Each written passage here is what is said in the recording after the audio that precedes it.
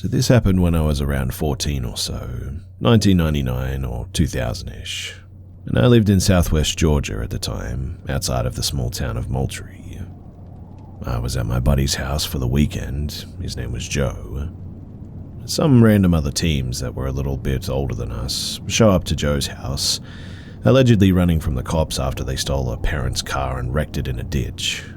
They came up to us on foot, so the story might be true, but I'm still not sure.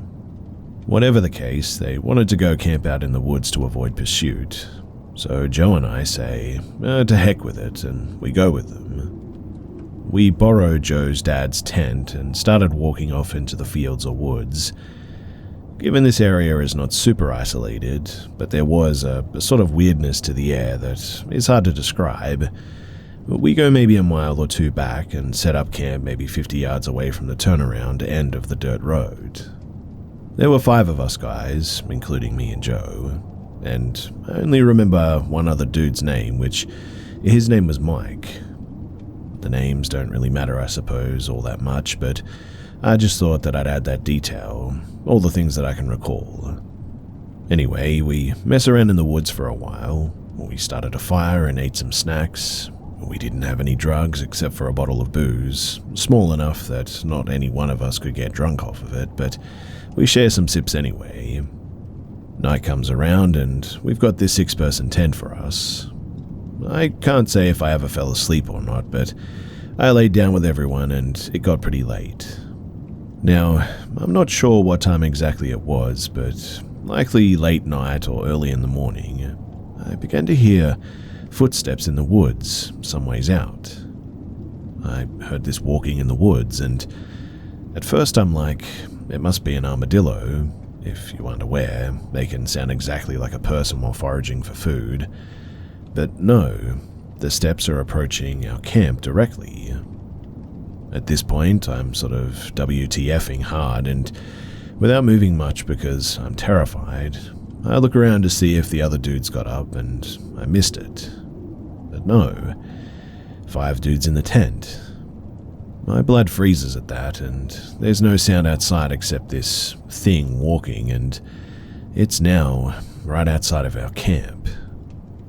As I attempt to breathe without making a sound, either a very pointed finger or perhaps a knife slowly starts from one point of the tent outside and drags very slowly across to the other side. I promptly wet myself at that and held my breath. The walking sounds, they stop about 3 feet on the other side of our tent, and they never start up again. Daylight slowly fades in. The steps never returned. I have this sort of dazed feeling as if I've been up all night as sunrise happens. One of the guys gets up and slowly others do too, so I get up. No one is talking, but everybody looks exhausted. Eventually, one of us asks the others, "Did you hear that last night?" Apparently 4 of the 5 guys were all awake during this invisible stalker, and we all had no idea what it was. The 3 guys who were running from the cops, allegedly, say that they want to call a friend to pick them up and go score some pot or whatever. They leave Joe and I at the camp to guard their stuff. Hooray. But now I'm paranoid at this point, because now I think that there's some guy out here waiting to gut us. But, I only have a small pocket knife on me to defend myself with. I take it out anyway as they walk down the road to call for a ride. Joe and I are sitting on this discarded door that somebody ditched on the edge of this dirt road, turnaround, like a pair of idiots, when we start hearing the walking sounds again, but across the road on the other side of the woods this time. We look over there, but we don't see anyone. In fact, there's really nothing there. But it's daylight now, so I'm like, well, it must just be an animal. This dirt road goes off and curves to our left, and the sounds approach slowly, at the same pace as before. The sounds stop. We're looking at the road. There's absolutely nothing there. And the sounds then suddenly pick up on the other side of the road. But again, we don't see anything. Now, I'm scared. I notice Joe has his head buried in his knees like an ostrich burying its head in the sand, and since I'm terrified as well for the second time in the past 12 hours, I also put my head in my lap. I also place the pocket knife in open and hold it closely. The steps, I can still hear them though, and they are now slowly circling me and Joe. That is to say that they went kind of behind us at that same slow pace. They seemed to get directly behind me, but I would say maybe about 30 feet away. They then slowly walk up to my back, my spine tingling more and more the entire time.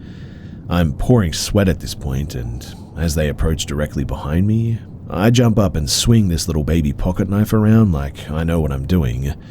Time seemed to slow down during this little bit, but as I'm swinging the knife at a puff of air really, the car with the other 3 guys is now coming around the corner of the dirt road to pick us up. At that, Joe and I just ran to the car and we jump in. The 3 dudes ditch everything that we had at that camp. No one asks Joe and I what's wrong, but I could tell that they were looking at us and knew that something else happened. Joe and I, we never said a word about it, and we never went back there.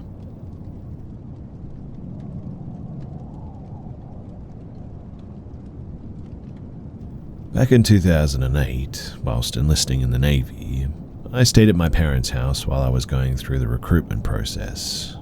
My parents, they live in a very small community surrounded by forestry, about 300 kilometers from the coast. Now, one night in mid-October, we were watching TV in the lounge room, and we heard what we thought initially was to be helicopters going over the roof, very low, like a sort of loud humming sound, a bit like an idling train. It went over the house from east to west. The ceiling lights in my parents' house, they're suspended. They were swinging back and forth, and I looked at my mother puzzled. She looked at me quite puzzled. We both went out on the veranda, and we couldn't see anything. We noticed the neighbors across the street also came out, complaining that their lights went all funny and their TV is now not working.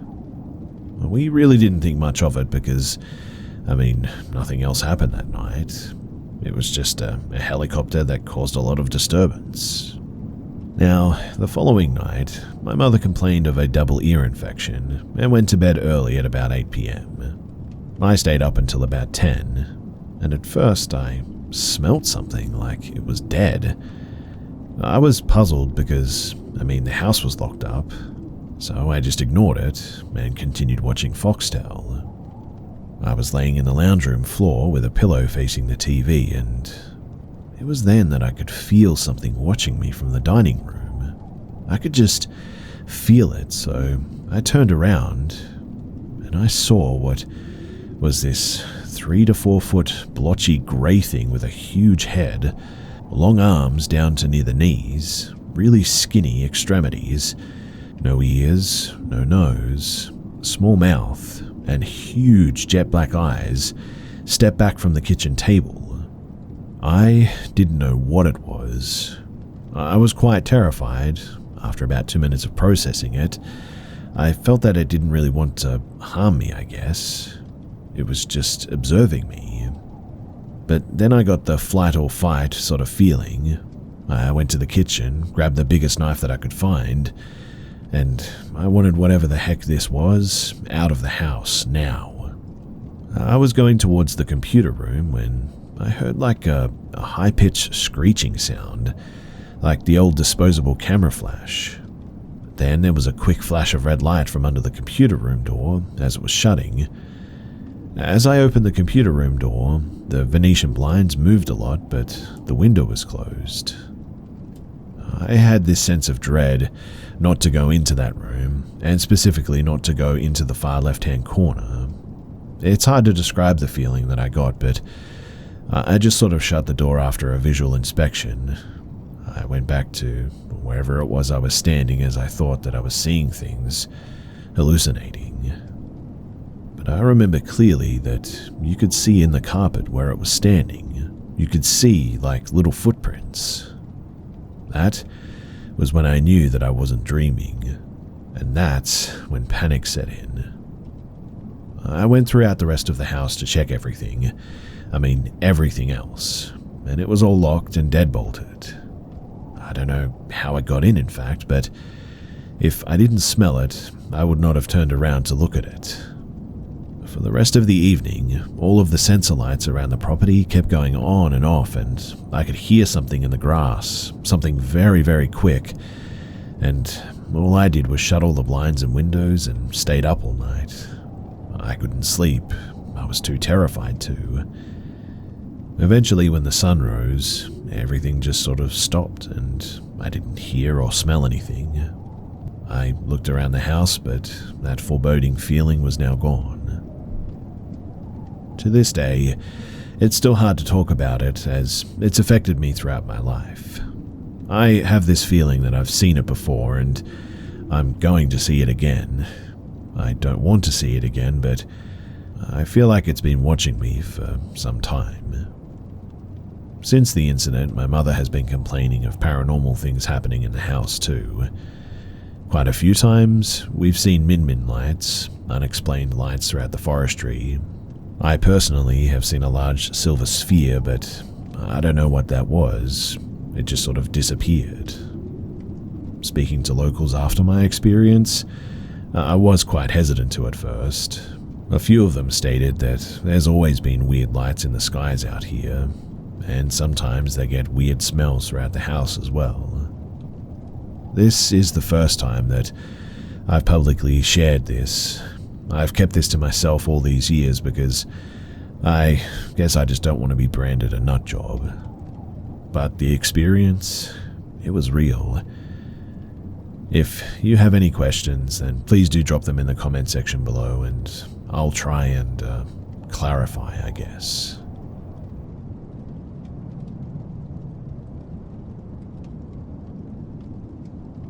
This happened while in my early 20s, when my best friend was always getting into risky stuff. While she did various drugs, I was always more of a weed head, I guess. When they said that pot was a gateway drug, I believe it's true to a certain extent, with those who have addictive personalities.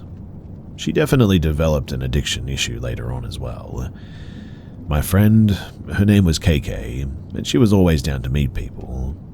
She used to friend random people on Facebook or Instagram. She would ask me to hang out so that when they went to meet new people, I was the buffer just in case they didn't like each other. Now one day, she came over to my house unannounced and was like, "Hey, let's go to my uncle's house," because her aunt was there and her aunt had some goods. Her aunts happened to be down the road anyway. Her aunt and her uncle were down as dealers in the area, so we went. When we got there, she was like, "Hey, I met this guy online. He goes by Joey Crack." Then she shows her aunts his pictures, and he was a white-set man with a red goofy face, cornrow braids, face tattoos, and a gold grill. I laughed, honestly, and said, "Wow, Kay, you really know how to pick 'em." She had already invited him over, and upon his arrival, he then comes out of nowhere and just walks right up and gives Kay a hug, and everyone else there as well, a kiss on the cheek. In this part of town, there really was nothing around, just houses, a school, and woods. Closest store was about 20 minutes away, so it struck me as odd that he walked here. It was me, Kay, her aunt, and the aunt's friend. We sit and smoke for a bit, and by this time both aunts are high, so they leave and go inside the house, leaving me, Kay, and Joey Crack outside. Joey then starts asking us questions like how we know each other, what we do for a living, etc. It was getting late, so I was telling her that I was going to go home. She was like, "No, don't go yet." I told her, though, that I was tired and that Joey's weird, and he kept low-key hitting on me as well. She then tells me that he apparently asked to sleep with her, and he wanted to ask her to ask if I was down as well. I laughed that one off and said, "Yeah, right." And after a while of silence, I deflected and heard some noise that was in the darkness. "Hey, did you hear that?" After a bit of small talk between him and Kay, He then learned that neither one of us was interested. It was just a hangout at this point. But this then turns the mood, and you could feel it right away. It was suddenly eerily quiet. He got reserved and shifty-eyed. I sat down for a while just to please Kay. At one point, I turned to Joey, knowing he walked here and it was dark by now, and asked, "So, what are you going to do? Because I'm about to go home and Kay's coming with me." He was like, "I just texted my boy. He's about to come out here and get me." When he was texting, Kay was right behind him watching him text, and her eyes grew wide and she looked at me. It was that sort of silent girl code of WTF, we need to get out of here. Kay broke the silence and was like, "Hey, come help me get this thing from inside to bring it out." So I did. We went inside and she was like, "I'm about to call my uncle so that he can take us to your place." And I was like, "Why?" My house was like a 10-minute walk anyway. And she said because when she was looking at Joey's text, he sent to whoever was coming to pick him up the information of all of us here. He also noted that her aunts were high and also our ages. He was basically telling his boy to come over and basically rob and assault us, and called dibs on the blonde one. I was the blonde one. Every hair on my body suddenly stood up with the thought of some gross goon trying to have his way with me. I was mad too because, she had gotten me into this mess. We came back out though and continued our conversation with him so he wouldn't get suspicious of us. She mentions out loud that her uncle was on his way home, and as he pulls in, a sigh of relief just washes over me. They speak briefly and Joey then departs into the darkness before his ride even shows up. Kay and we get a ride from her uncle to my house, and on the ride we noted just how weird Joey was. Later that night, as I was going to bed, I checked my Facebook and I have a friend request from Joey in a message. "You're so pretty. I would love some alone time with you without your friend." The message ended with his number, and I have never blocked someone so fast. After this, unfortunately, Kay didn't learn her lesson, but that's another story for another time.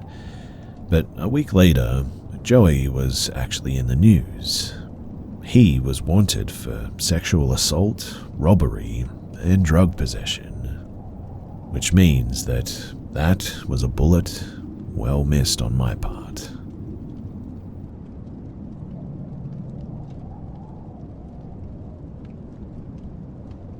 This happened to me, I think, about 2 months ago, but speaking about it still freaks me out, especially if I'm in my house, because it's like he's listening. A few days a week, I have to get my brother and myself up for school because both my parents work in the early mornings. One morning, I was coming back upstairs after giving my brother a little wake-up reminder. I was heading back to my parents' room to lay down. We have 2 dogs, so I lay with them in their room on those mornings. But as I was walking down the hallway, I felt this, like a very strong sense of unease, I guess. I've always had incredibly strong intuition, and so I always trust these feelings. I felt like I shouldn't look up too much, so I looked at the bottom of the door frame, and when I did, I saw 2 legs. They were the legs of the figure of a man standing in the doorframe of my parents' bedroom. A very loud voice in the back of my head said, "Don't look at him." I closed my eyes immediately and didn't open them, even as I laid down. And I know that this is going to sound a bit weird, but suddenly I sort of fell asleep, I guess. I had a dream, and I never dream. And even if I do, I never remember them unless they are very important. I've only had 3 dreams in the last 5 years, this being one of them. But in the dream, I was walking down a path in a sunny field with a woman whose face was hidden by sunlight, but she was beautiful. She told me, in the exact same voice from my head, "Don't look at him." All of a sudden, I then woke up feeling very uneasy again, but I didn't see the figure again that day. Again, I know that sounds really weird, but that's what happened. At the moment, I also don't really see him like I did that day, but I know that he's there. I can sort of feel him like I did that day as well. It always freaks me out though, and my heart is racing, even just talking about this.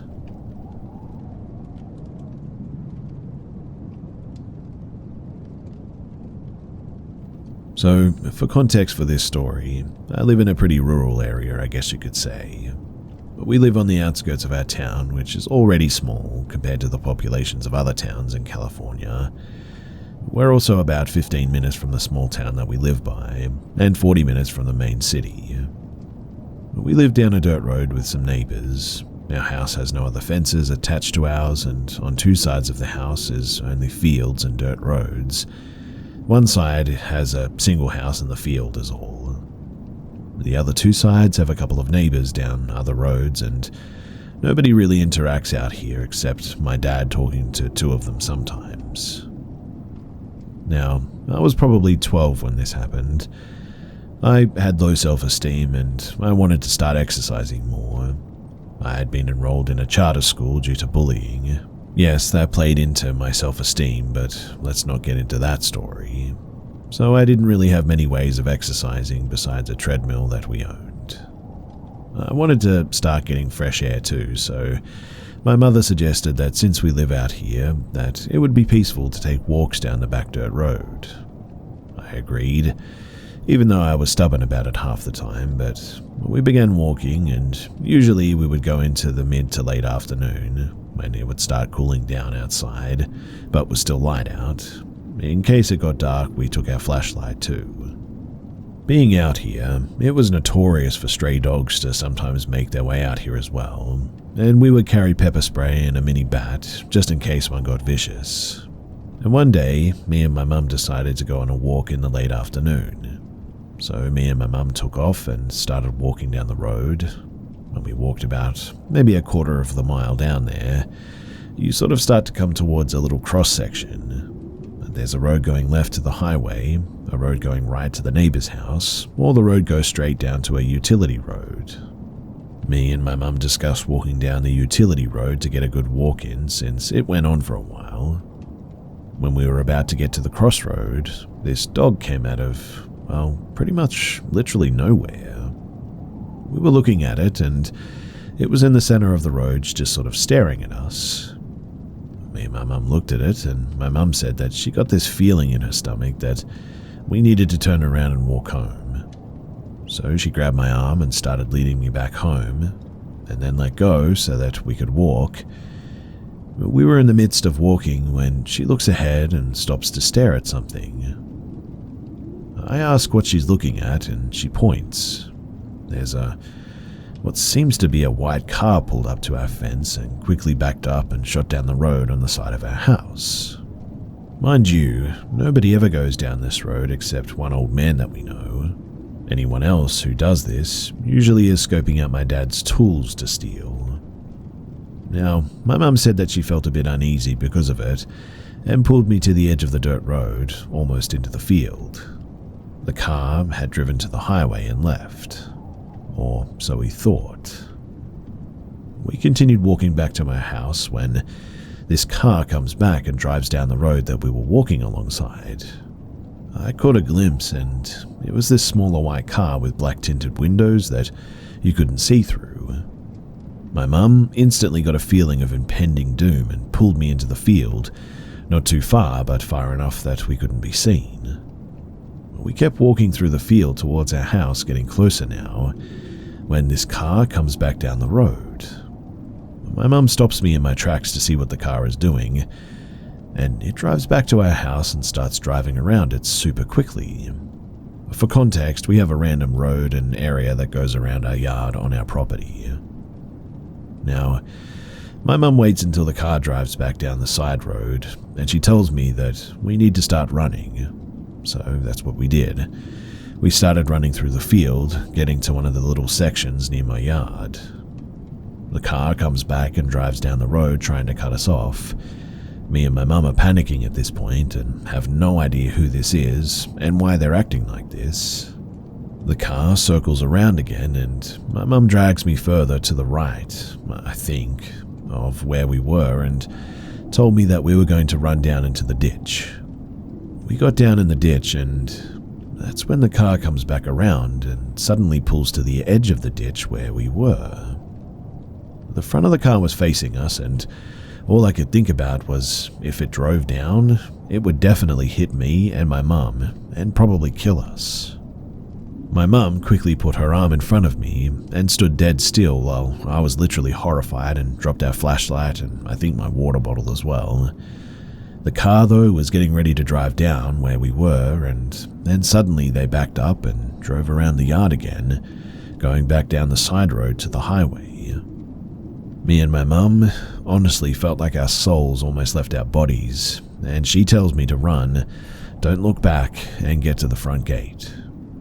I run up the ditch, feeling my heart pounding. I run around the yard and towards the front gate, flinging it open, and I started running towards the front door. I didn't hear my mum behind me, but I was running to the door to open it, right when I looked over and I saw the car coming back down the side road. I ran into the house trying to catch my breath. I saw the car drive down the road and I didn't see my mum anywhere, so I was panicking. I ran towards the sliding glass door and suddenly my mum comes running towards it and flings it open, running in and locking it. She tells me to go and lock the front door. I was trying to catch my breath and trying to tell her that I was scared because I had no idea where she was. She went to chug some water from the fridge and told me that when I was running, she was trying to shut the front gate when she noticed the car coming back down the road. She said that she knew that she wouldn't have time to follow me to the door, so she ran behind my sister's car to stay out of view of this car, and when it drove back down the road, she took the opportunity to run back to the door since it was closer to my sister's car. Once we caught our breath and we locked all the doors, we checked out the windows, but the car, well, it was gone at this point. It is crazy to think, though, that if we hadn't have seen that dog standing there in the road that day and decided to turn back, that we may have actually been run down. Fortunately, we haven't seen that car again, and I think it may have just been some crazy person or druggie who just so happened to come down our road that day. Well, that's what I tell myself at least. But truly, I have no idea who that person was or people were. Just that they seemed to be looking for us, and I have no idea why that was.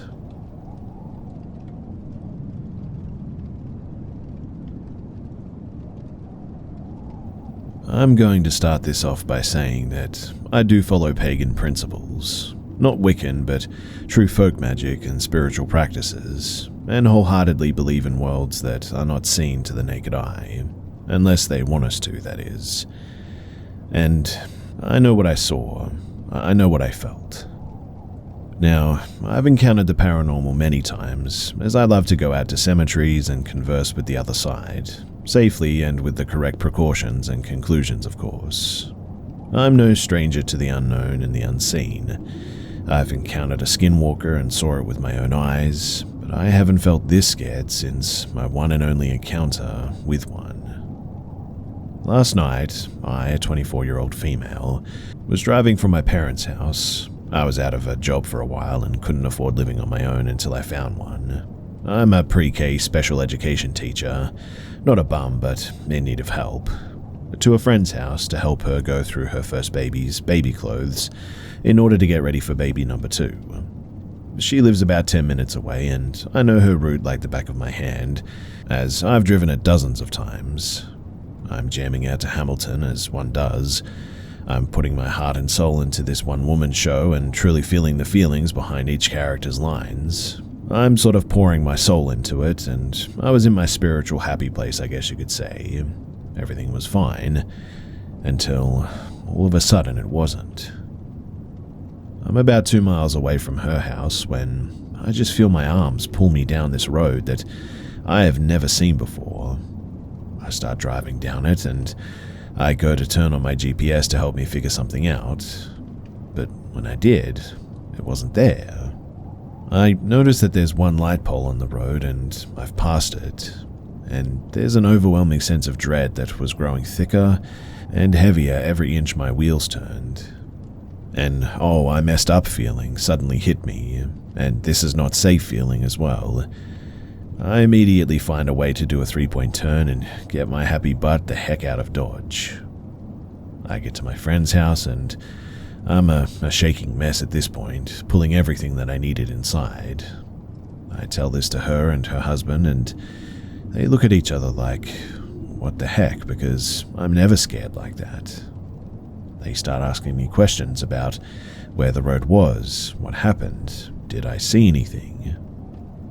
I tell them my skinwalker story and told them that I haven't been this frightened since that day, and they were honestly in shock. I immediately did an egg cleanse because that stuff was not staying with me all night long and keeping me awake.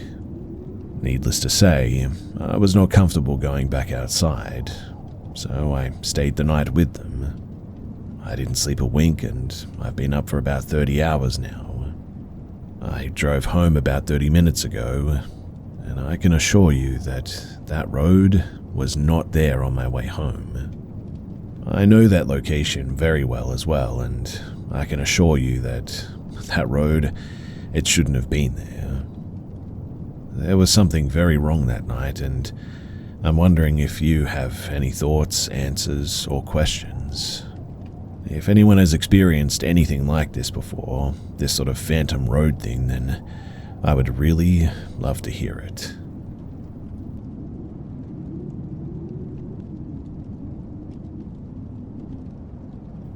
My husband had a history of his heart rate dropping into the low 40s. This morning, it started happening again and he collapsed once, got up and said that I needed to call 911. He said that something was different this time too. By the time the paramedics got him to the hospital, his heart rate was down to 20. He was surrounded by a team of nurses and doctors, trying everything to bring his heart rate up. And this is when things got weird. They started shocking his heart to get it into a normal rhythm. Each shock, he said, was extremely painful. During these shocks, my husband looks up in the room full of doctors and nurses and sees an older woman in normal clothing, no badge on, and she approaches him. But this was during all of the chaos of multiple medical staff trying to save his life. The older woman reaches him and whispers in his ear. She tells him not to worry and that everything will be okay. As she was speaking to him, an incredible warmth filled his body, and any fear that he had went away and he felt calm. The woman walks away. The doctors determine that he needs an emergency pacemaker installed. He has the surgery and then things get even weirder. In ICU recovering, he shares the story with me about the lady in the ER. While sharing his story with me, he's very emotional and even crying. I ask the nurse if there would have been anyone in the ER that would have approached him like the old lady in street clothes did, and she said no way. So this is definitely getting weirder at this point. For context, my husband is a 43-year-old, pretty much an atheist who doesn't believe in ghosts or angels or anything really. After a few days, he's released from hospital and he goes home. I post this amazing story on Facebook. A couple of days pass and our take on reality is shook to our core. I am sleeping on his third day home when I hear him screaming and crying. It's her, he says. I run to the room that he is in and he's bawling. I ask what's wrong and he shows me a picture on his phone. It's an obituary featuring a picture of an older lady. It's her, he cries. The obituary was text to him from a close friend of ours. She had saw my post about his ER experience and did a search of the people who had died in the hospital the same day that he was in the ER. And the lady that I was looking at had actually died around the same time that he was in the ER. What the heck? right?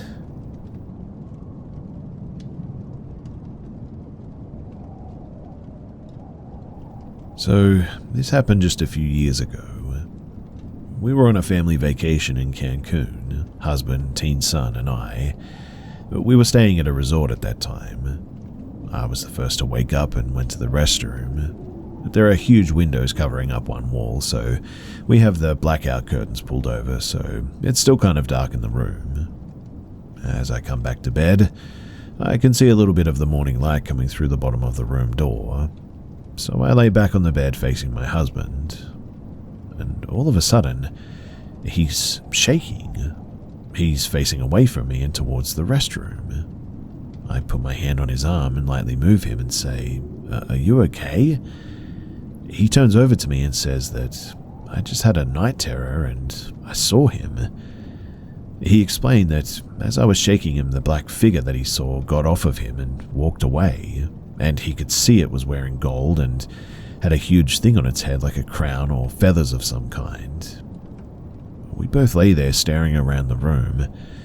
I noticed the hallway to the restroom was extra dark all of a sudden.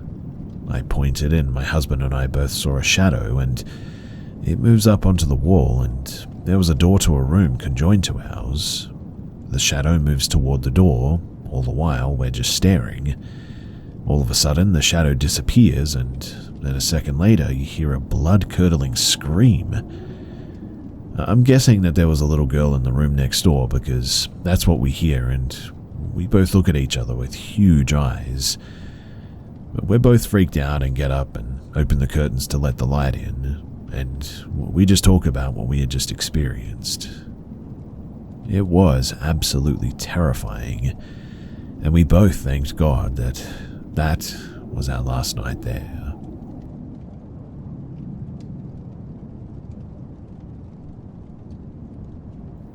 So my mum's side of the family had a huge ranch down in Mexico. We used to go on weekends since we lived close to the border. This ranch consisted of 7 homes, divided by a street going down the middle, and 4 homes on one side and 3 on the other. They were almost as if in a circle as well.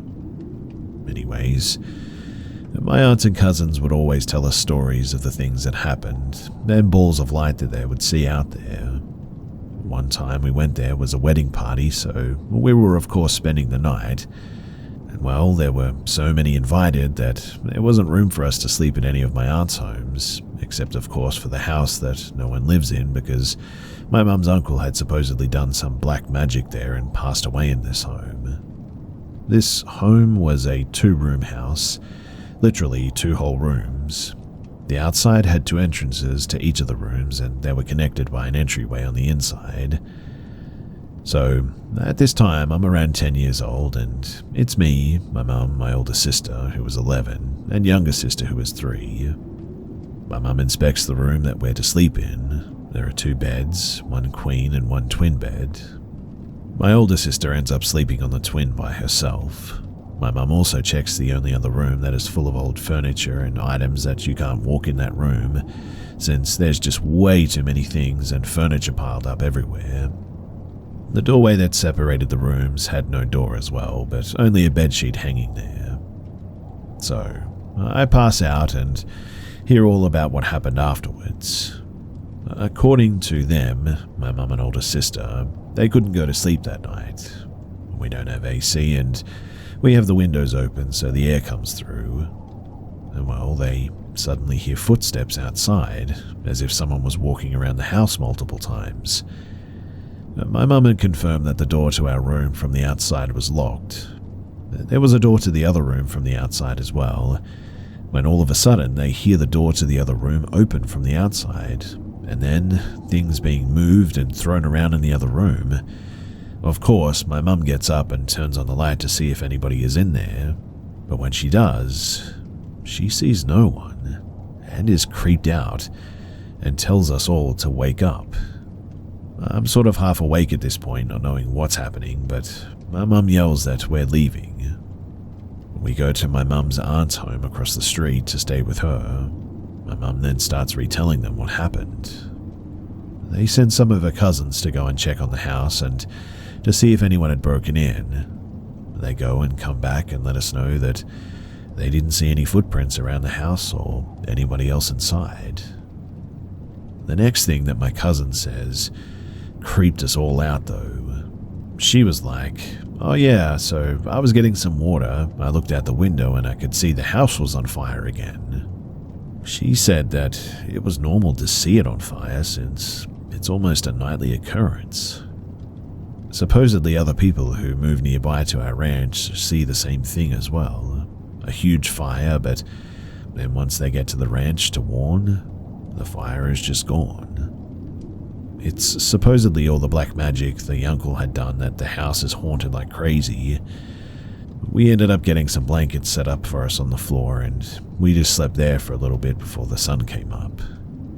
I, though, was absolutely freaked out by this point, and there was no way that I was about to go back to that house ever again. I have a lot of stories from my cousins in Mexico, but this one, for whatever reason, has just always stuck with me.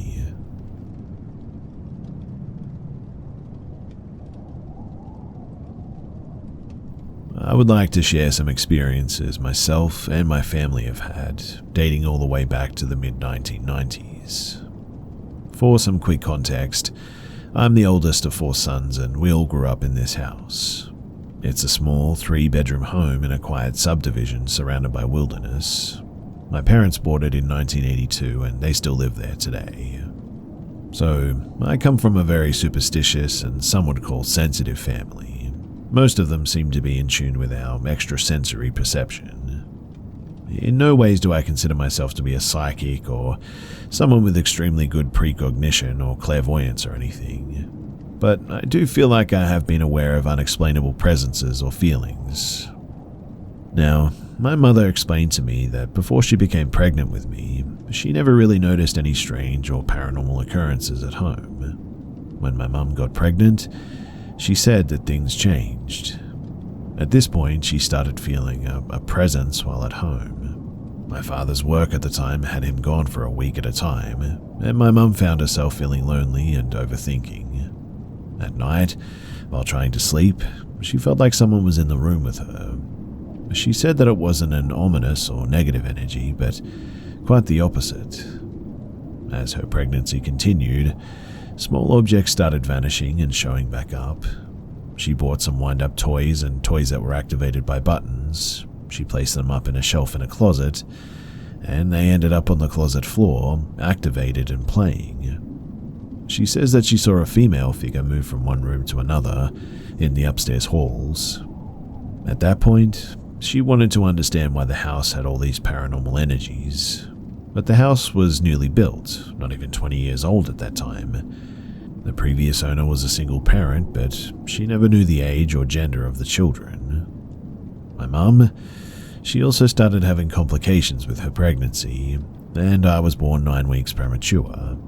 I spent the first 6 months of my life in the hospital, dealing with issue after issue, but I managed to pull through. I know that this isn't related to the paranormal, but it's important context to later events and theories, I guess.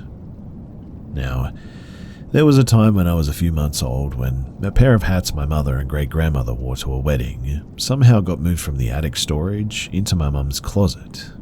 It spooked my mum momentarily, but by then she had come to terms that she was sharing space with some sort of friendly spirit, ghost, or presence or whatever. These things, they really didn't bother her too much. But besides that, not much else really ever happened. One of the strangest but more powerful things that happened in my childhood home took place when I was still very young. You see, even though I was 8 months old, I still couldn't roll myself over very well or sit up. Embarrassing, right? Sure, but I mean, what could I do? I was just a baby. My mum was home alone again with me. She put me down for a nap and went to lay down in her bedroom across the hall. She was quite tired that day, so sleep took over quickly. She says that she had a very vivid dream that day. She was in some sort of a white room. It was bright. She was sort of standing in place. She felt someone enter the space with her, though. It was a welcoming presence, one she felt before. But a more ominous feeling showed up too, almost like impending doom, or that feeling when you just know that something just isn't right. And then she heard the voice of a girl. It told her, "The baby, it's the baby."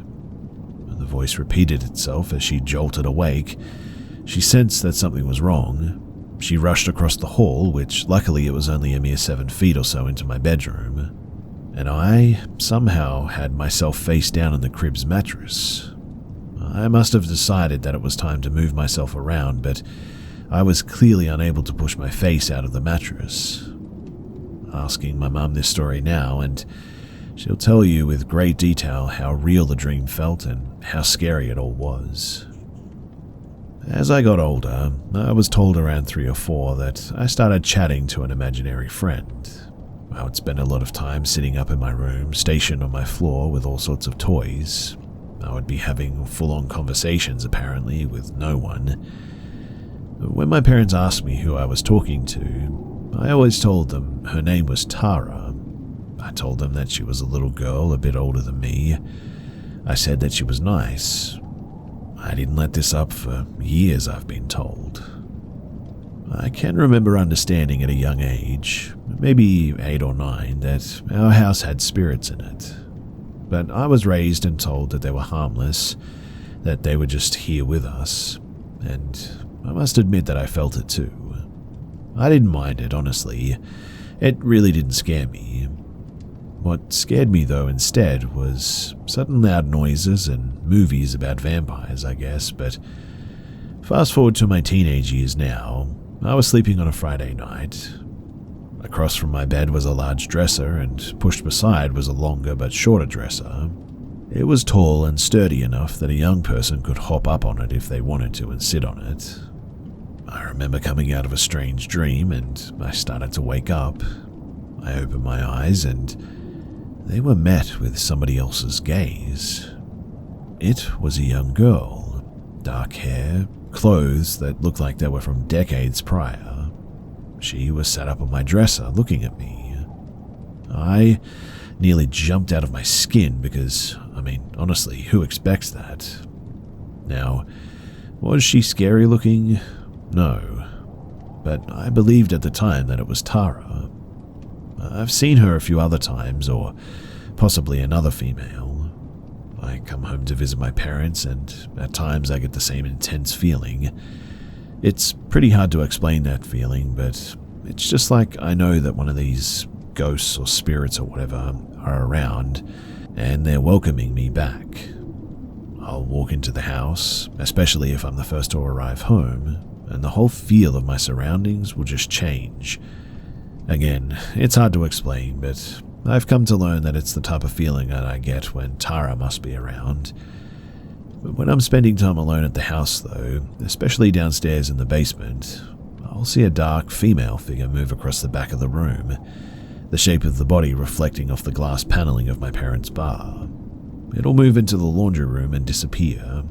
I've seen it in reflections of windows upstairs, standing in various spots around the home, as if they're just sort of sharing space with me, as if they're just trying to say hi. I'm older now, I've just turned 30, but in all of the apartments that I've lived in, I've had paranormal experiences. Nothing too horrifying, thank goodness, but I always seem to have something happen, and I guess I'm okay with it now. Maybe I'll share some of those moments another time, but I would be lying if I tried to make my story sound like some horrid poltergeist haunting with objects thrown and evil lurking around or whatever. And while I truly believe that not all aspects of the paranormal are spooky or scary, sometimes they are pretty strange. The experiences, I guess, can be enlightening, that maybe we do share our lives with others who have passed on, who just want to make themselves known from time to time, maybe to watch over us, who knows.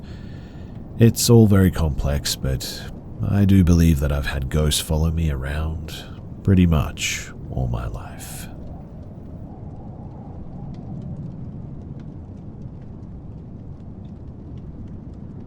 My name is Edgar, and I'm 16 years old. I'm from the Netherlands, and when I was around 7 to 8. I can't remember the exact age, but it was around 2014 to 2015, and was a warm summer day. I was alone out in the garden playing in the pool. I loved playing outside in that garden, even up until this day. I was just swimming and playing with toy soldiers for like an hour. Then I stood out of the pool and looked up straight, and on top of my shed I saw a very tall figure crouching down. I could tell it was tall because it had its knees just above its head when crouching. Its right arm was gripping the gutter drain on the side of the shed, and the other one was holding itself up on the roof. It had jet black skin and a dirty grin on its face. The smile was all the way up to its ears as well, and it had bright white eyes. As soon as it noticed that I saw it, its pupils went pinpoint, but its smile stayed the same, and after around 10 seconds, it felt like hours, it just jumped into the bush beside the shed, and to be honest, I actually did wet myself. Then I stared at the bush for like 2 minutes, just frozen in shock, before running inside and telling my parents. My mum, she didn't believe me until years later when I brought up the story again, and she said that she knew that I saw something, just wasn't sure what it was. I had many different drawings on the thing, and I've written many stories in school about the thing that I saw. I didn't go near that bush or that shed for years, and sometimes when I'm out and about, I feel that feeling of being watched out there. And I don't mean that in the sort of dark, creepy stairs, running up sort of feeling, but I mean the feeling of actually being watched. From the start of last year, I became an Orthodox Christian, and that feeling just suddenly stopped. I know many people will think that I'm lying about this, but I swear that this actually happened, and it definitely traumatized me for a long time. I remember almost every detail, and it's honestly something that I wish I could forget.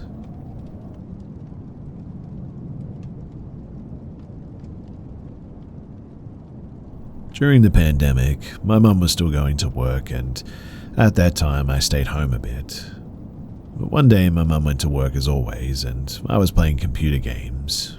I got a glass of water, I was in the living room, and I finished my water, and then I went to the kitchen to refill, but that's when things started. When I stood up, I heard a sort of snoring sound from the bedroom. I was a little bit scared by that, but I thought the sounds were coming from my Xbox or my PC at first. I went to check them out and sort of went to mute them or whatever, but they were definitely silent. I went to the bedroom slowly, and it was obvious that the sounds were coming from the bedroom. I sort of peeked through the gap in the door, and when I looked, I saw a figure under the blanket in the bed, covered up by the blankets. It was as if my mum was there and she had covered herself with a blanket and hidden there. For a second I thought that I was going crazy, or maybe I was schizophrenic or something and just hallucinating. I ran to the kitchen. I grabbed a knife because I genuinely thought that we had an intruder. I went to the bedroom. I came next to the bed, and when I pulled the blanket back, there was nothing there. But after I pulled the blanket, the sounds suddenly stopped as well. I ran out of there, and I ran out of the house actually, and I waited for my mum for over 6 hours, and I never told her this story. This was the year that I experienced more terrifying events as well. My mum went to meet a friend, and I was alone at home again. I had bought some chips and cola, and I was playing video games like normal. Eventually I was watching some Netflix and everything was fine, but eventually I must have fallen asleep on the couch at like 9 p.m. At 10 p.m. I heard some noises and woke up. I was still lying on the couch, but I wasn't sleeping. I looked at the time and it was 10 o'clock, and then I heard sounds from the door to the outside. I heard the sound of our door opening, and I thought that my mum had come home, so I pretended to sleep. I heard her footsteps, and then she came next to me and said, "Oh, you silly, why didn't you cover yourself up with a blanket?" She then covered me with a blanket, Then she walked away from me and went to her room. I heard the footsteps again. Then I stood up and went to her room, but when I did, there was nobody home. When I say that I have never been so scared in my life, it is hard to explain just how terrified I actually was at that point. I went to my room, I locked the door, and I sort of barricaded myself in there. Eventually I fell asleep, and in the morning I asked my mum when she came home, and she said that she only got home at 11:30. These events definitely shook me at the time, and they're something that I'll never forget.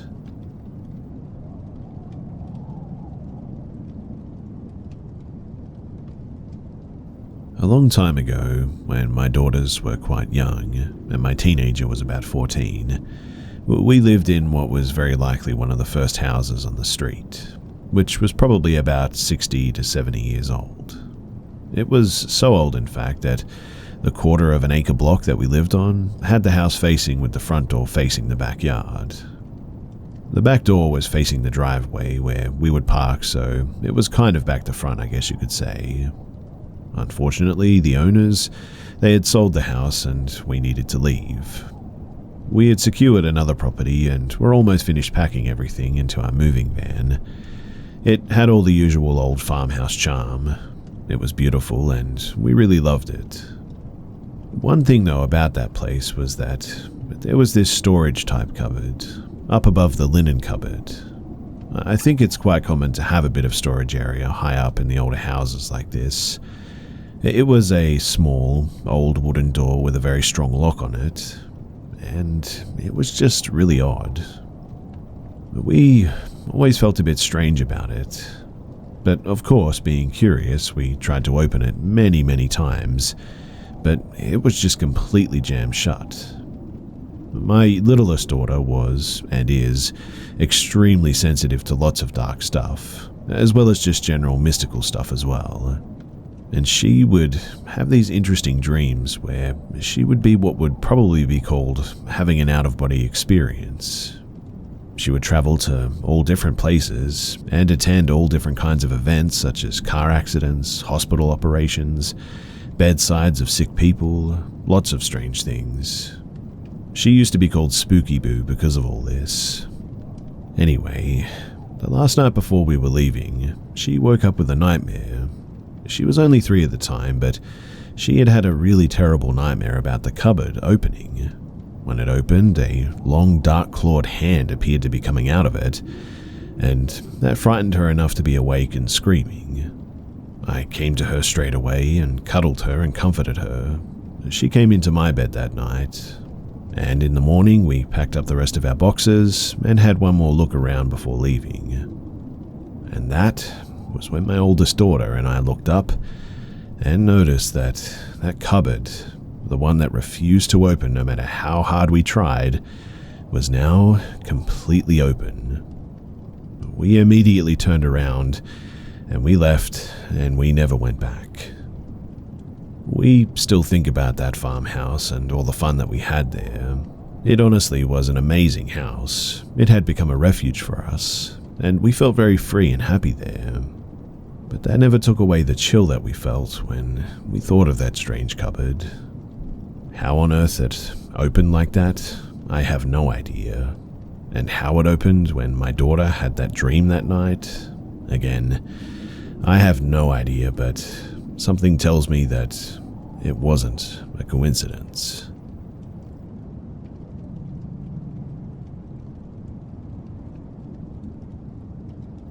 When I was 5, I saw a boy older than me around the house. He always made me feel afraid, so I would always run to my mother in the end. I moved to many houses as a kid, and he always followed. When he was around, dishes fell off the table, toys fell, and loud noises would always happen. My childhood was high stress, and he always seemed to be around during high stress as well. As I got older, he just stopped showing up, and I guess I just surpassed that age where things like this happen. He seemed about 9 years old, and at 13 I stopped seeing him and thought maybe he was an imaginary friend or a childlike hallucination. That was until today when I saw him, the same 9-year-old boy, walk from my bedroom to the kitchen out of my sight. I won't be saying anything to my family because honestly it sort of makes me feel psychotic. But not even 10 seconds later, my brother walks into my room to tell me that he heard a bunch of stuff fall in our basement and someone talking. I didn't hear this and I didn't tell him about the boy because I'm skeptical and so is he. I told him that I would check out the basement and then he left for the bus stop. I'm 21 and I've not seen this boy since I was a kid.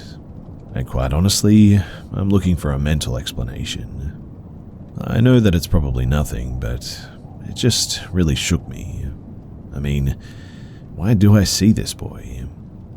Also, there's no way in heck that I'm checking on that basement. I only said that to give peace of mind to my brother.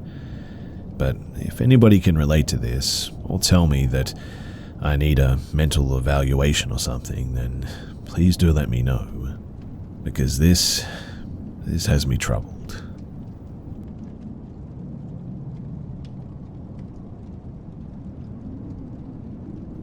So, a colleague and I attended a seminar in Belgium. We were in a hotel housed in a building from the 19th century. While the interiors have been modernized, they retain the old facade of the building, lending a lot of character to it. At the end of the busy first day, my colleague and I went back to the room to rest before joining the other participants for a night out. I went to the bathroom to freshen up, while my colleague started dozing off in his bed. I'd been in the bathroom for maybe 10 minutes when I just heard a blood-curdling scream coming from the bedroom. I ran outside to see what was happening. I found my colleague having a nightmare. I shook him vigorously to wake him up. When he woke up, I asked him what he dreamt of. He said that he had a very vivid dream where he saw several children huddled together on one side of our room. They looked like they were dressed from another era, and they looked frightened. A European nun then walked in and pressed her hands tightly around his neck, and that's when he started screaming. We dismissed the nightmare as a result of jet lag or exhaustion or something. But the following morning, when we were having breakfast at the hotel restaurant, we asked the waiter what the building was previously. And apparently, the building was initially a convent, and then was transformed into an orphanage run by nuns up to the 1980s before it was abandoned and then later converted into a hotel. We both got goosebumps after hearing the story and after recalling his nightmare. And in the end, we're not so sure that it was actually a real nightmare, and instead that he had a ghostly preview of the hotel's past.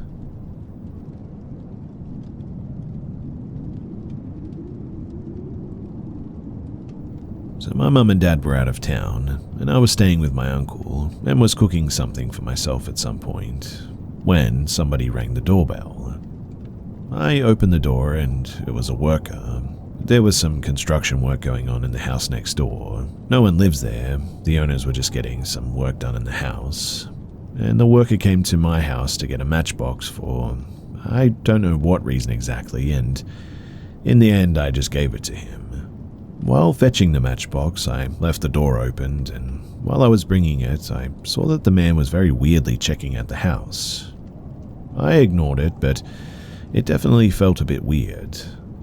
I gave him the matchbox, but he didn't just instantly go away. He sort of stood there for almost 3 seconds, holding the matchbox in his hand and sort of staring at me. It creeped me out a little bit, but as usual, I just sort of ignored it, and I closed the door. And I don't know why I did this, but I just peeped through the peephole to see him, and he was still standing there, ogling at the door. And it was around this point that it really started to scare me. I went inside and continued my work, and 15 minutes later, the doorbell rang again. This time my uncle checked the door, and the man was like, "Hello, your daughter helped me so much that I just want to return that gratitude and paint one of your rooms." That sounded a little bit odd to my uncle because, painting a room for a matchbox? My uncle declined the offer, but the man was reluctant. He was like, "It will only take an hour. I just want to color her room and make it beautiful. Please, sir, one room won't take much time." Now, my uncle's gut feeling was giving up.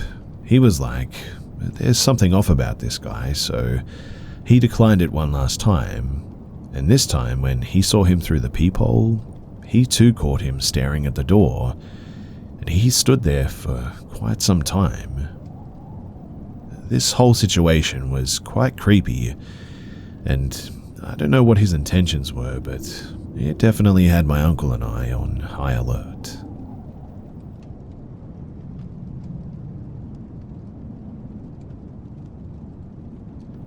I would like to preface this by saying that I got home about an hour ago and this actually happened. I've never had paranormal encounters and genuinely try to approach everything with a questioning mind, I guess you could say. My partner and I like to hike at a local park late at night. It's a historic park in PA, about maybe 3,500 acres in size, that spans over into MD and DE borders. One of the trails allows you to cross through all these three states. The entire park is mostly dense woods with a creek running through. Usually we park near an old church with a Revolutionary War cemetery that is famous for a grave known as the Ticking Bomb. I've been to every corner of this park, day or night. We usually hike a short loop that is roughly a half-mile in length. We've walked this trail literally thousands of times and never once felt anything strange. But tonight was different. We made a spontaneous decision to go on a night hike and left the house at about 10:45 p.m. I decided to take the narrow dirt road to our usual parking spot rather than driving a mile up the road to a paved access road like we normally do. About halfway down the ragged dirt and gravel road, as we rounded a corner, an animal dashed across the road in the path of our headlights. Now, I have never seen anything like this animal, and I've never seen an animal that size in this area that I couldn't immediately identify. Its size was somewhere between a dog and a human, and it moved so quickly it almost looked like it flew. A literal black blur with some hazy details and bright silver eyes. My partner also saw it. I'm generally a skeptic, so I just wrote it off and we both just kind of explained it away. But we made it to our parking spot and pretty much resolved not to talk about it and continue on as usual.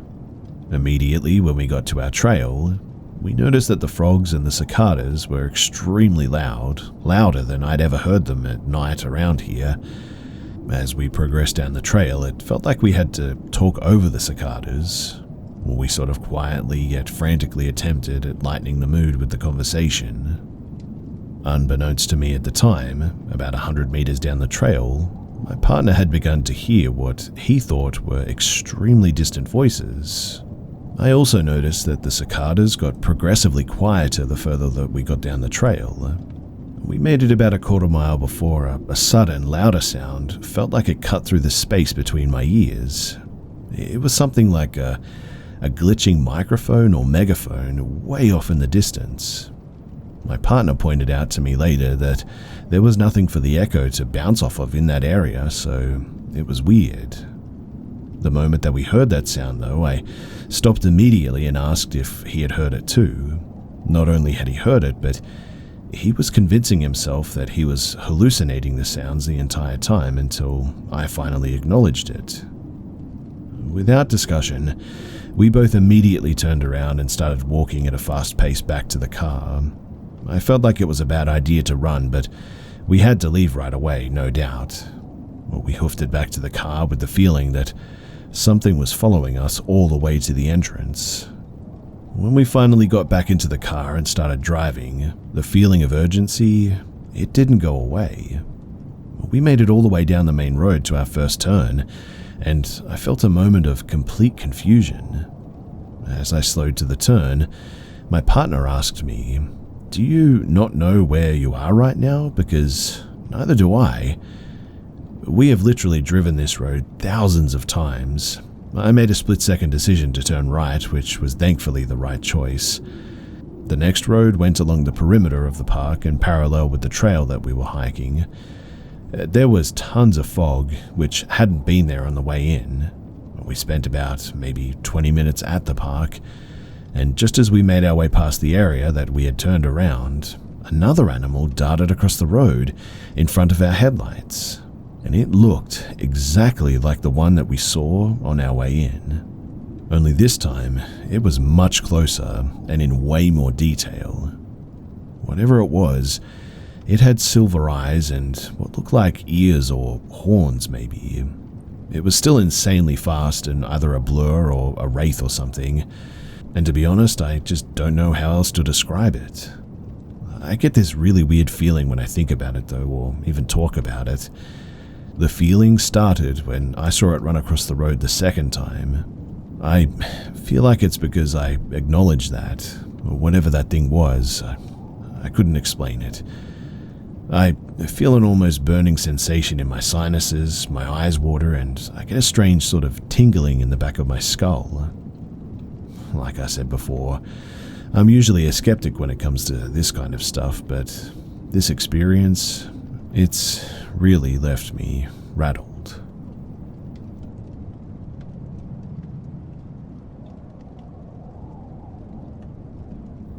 So this is back when I was in grade 1. I was probably around maybe 6. I'm 19 now, and I lived in a really ratty old trailer park in a small town, and this one trailer had a lot of bad stuff happen while I was in there, which I blame on whatever the heck was in there before us. To be honest too, I really don't know where to start. I'm no writer, but I just want to get this out. So, I don't have many memories from this place, mostly just pictures, but they're all bad, very, very bad in fact. My parents were both heavy alcoholics, they kept each other going pretty much. My mother was working at some place where they sell or rent RVs, and my dad was one of those mechanics who would work for whoever paid him. So they had money to drink pretty much every day. I knew that once one of them walked in with a few cases of beer that it was pretty much time to disappear. Anyway, the point is that once people drank in that trailer, they'd transform. Anger, screaming, every form of abuse. One night I was laying in bed asleep facing the wall and I feel a hard slap right on my back. From what I remember, I turned around terrified, thinking at first that it was one of them, and then looked under the bed, then ran to my parents' room and told them what happened. And my mum says that she's never ever heard a child scream like I did. They ran into my room and turned on the light, and I was freaking out. From what she made out from my blubbering was that something hit me. They lifted up my shirt, and what else do they see but a huge red handprint right on my back. They moved me to their room, and I slept with them until I was about 10 after that. I never ever slept facing the wall until I was about 17. And it's funny too, because my mum says that she was talking to my auntie on the couch there before or after this event, and my auntie was facing the hallway, mum's back to the hall. She says that my auntie looked toward the hall while they were talking, and her face just went completely white. My mum turned around, didn't see anything, and asked auntie what she had seen. My auntie had to calm down a bit before she told my mum. But apparently she had seen what looked like a little old lady around 4 feet and some kind of sheet or cloak over it walk from my parents' room towards my room. But there was a huge tail dragging out from behind it. Now, they were dead sober this day and they still swear by it. In this house too, I've gotten asthma and sent to the hospital with a combo of chickenpox and pneumonia. I even went deaf at that point. But this house was just awful. I moved out with my mum when I was maybe 10 and happened to drive past there one day to see it getting demolished. And I guess I'm just wondering, what happened there before we moved in? Or why or how that thing ended up in there? That place was old, that much was clear. I'm just happy that that thing, whatever it was, didn't follow us.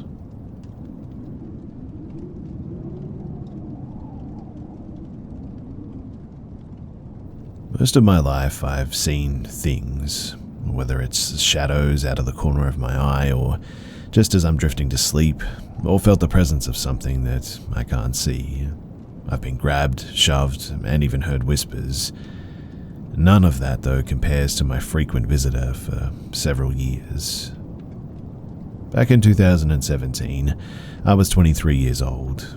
I had just broken up with a long-term girlfriend and was in a bit of a bad place mentally. I spent a lot of time alone and in my own head, and this seems to be when the problem started. I was at my workplace at the time, using the urinal, and for some reason I just felt like someone was watching me, like a burning stare.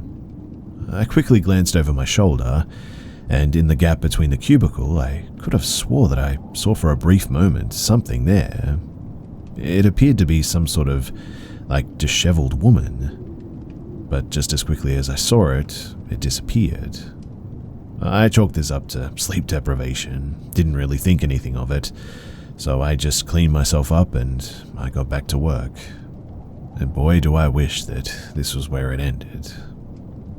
Throughout the next few weeks, when I was by myself, I never really felt like I was by myself. That was when I caught her too. I was sat at my computer one evening and out of the corner of my eye, I saw that same woman peering at me around the corner of the door.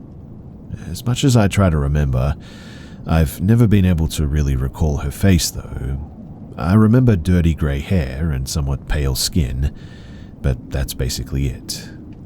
I froze up. I don't know how long I sat there staring back at her, and I don't remember her leaving either. This persisted for years. I saw her at home, I saw her at work, I even saw her in public once. She was never in full view, she was always peering around a corner, like she just wanted to observe what I was doing, but peering enough that she wanted me to know that she was there. This all changed one fateful night in 2019. That night, my mother fell unwell and had to be rushed to hospital.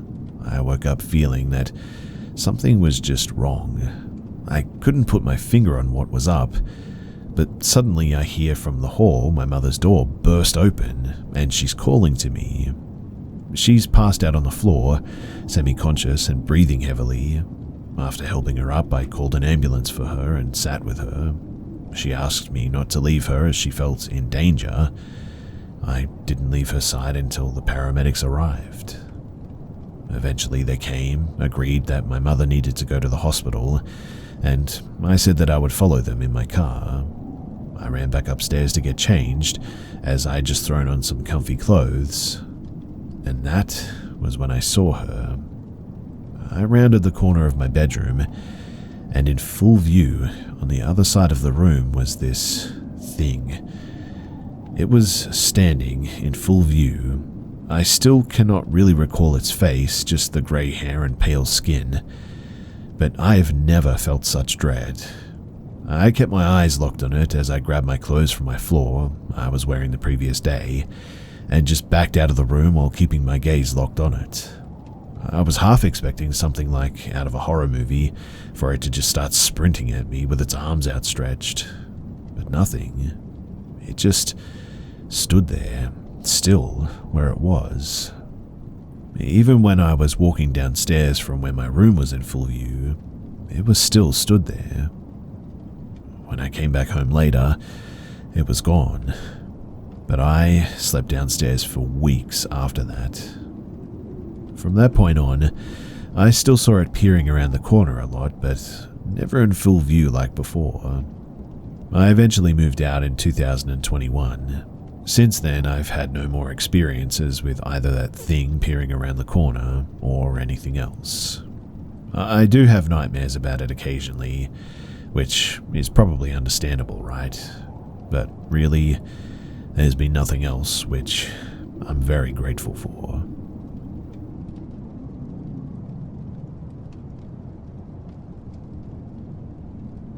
I want to tell this story to warn others. So, I, an 18-year-old female, live in Maryland, USA. I work at a very popular burger restaurant. I work at the payment window, which is where I stand all night. I'm very friendly. I know sometimes a smile and a compliment can really make somebody's day a little better. Just this same night before the creeper came, I had a customer tell me that I was really happy and she loved me for it. That gave me the courage and the energy to survive the next interaction. Now, I'm used to the awkward comments and stares from old men.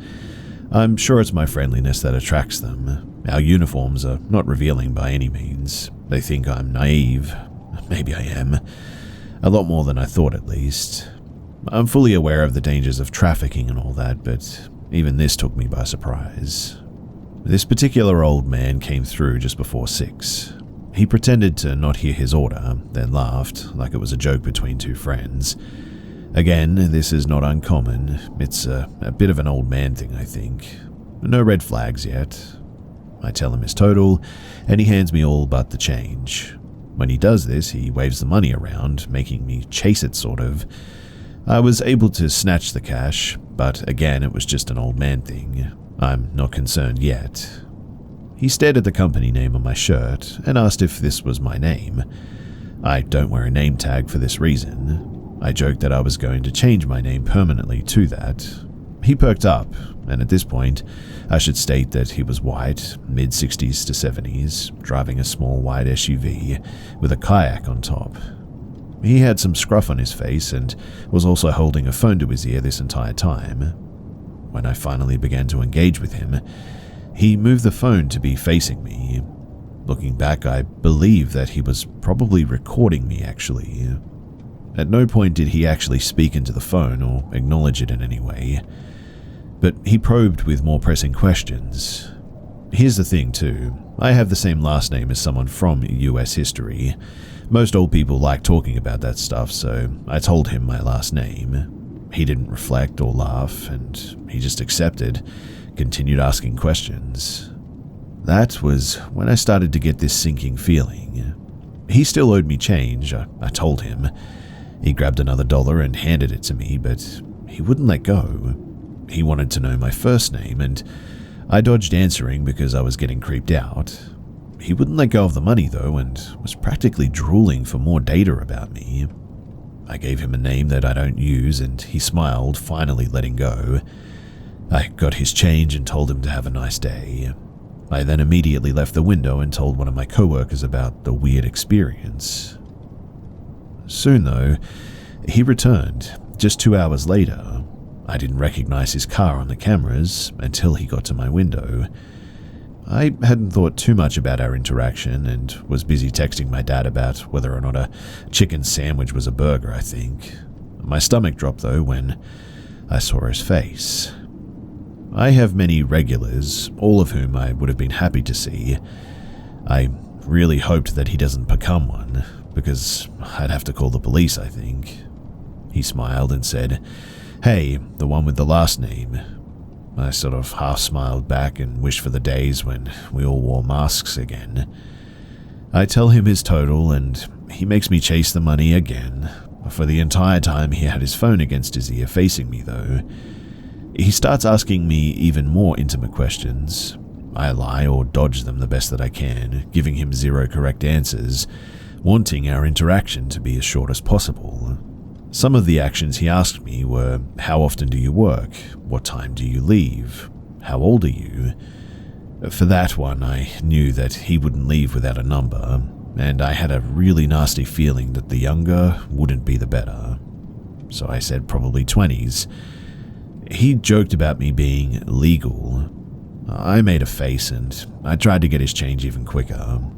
He asked if I had a boyfriend. I was getting more and more nervous now, so my answers started getting more sarcastic. I told him boys were trouble. He specifically talked about himself and said that he'd treat me right. I handed him his receipt and told him to have a great night. He threw his hands in the air and was saying, "Don't be like that, I'll treat you right." I shut my window and said bye. He made a bit more of a fuss, but eventually drove forward. From his question about when I got off work, I believed that he was probably watching the restaurant too. I was sort of shaking by this time, so I called my mum. She immediately drove up and I talked to my manager. I was a little unsure of the car's color, so he checked the camera for me. Shout out to my manager, by the way. He really is the best. I continued at my window watching for the old guy, but I didn't see him again. I left an hour early and gave my manager specific instructions to not place a girl at my window, and he agreed. These interactions are unfortunately what cause formerly happy and cheerful service workers to become sour and quiet. And because of this, I think that I'll be taking a couple of days off. I had already had another job lined up, and to be honest, I'm sort of excited to start now. But just so people aren't confused, I guess I would like to elaborate that the phone, he held it facing me for the extent of both of our interactions, roughly 5 to 8 minutes, and he wouldn't leave, never moving or lowering it. I have 2 guesses. He was recording me and could be preparing to use that video or send it to someone, or he was on a call with somebody who was listening, who I couldn't identify. Trafficking was not my first thought by any means. I'm more concerned about how easy I would be to kidnap at night on a dark suburban road. And yes, after kidnapping, any number of things could happen to me. Just because I have a job and people assume my father lives in the state doesn't mean that I shouldn't feel threatened. That's the reason that I left so quickly too by car with a trusted adult who picked me up in the end. And again, the reason why I'm sharing this is to warn others in my area. There was definitely something fishy about this guy. That much is clear.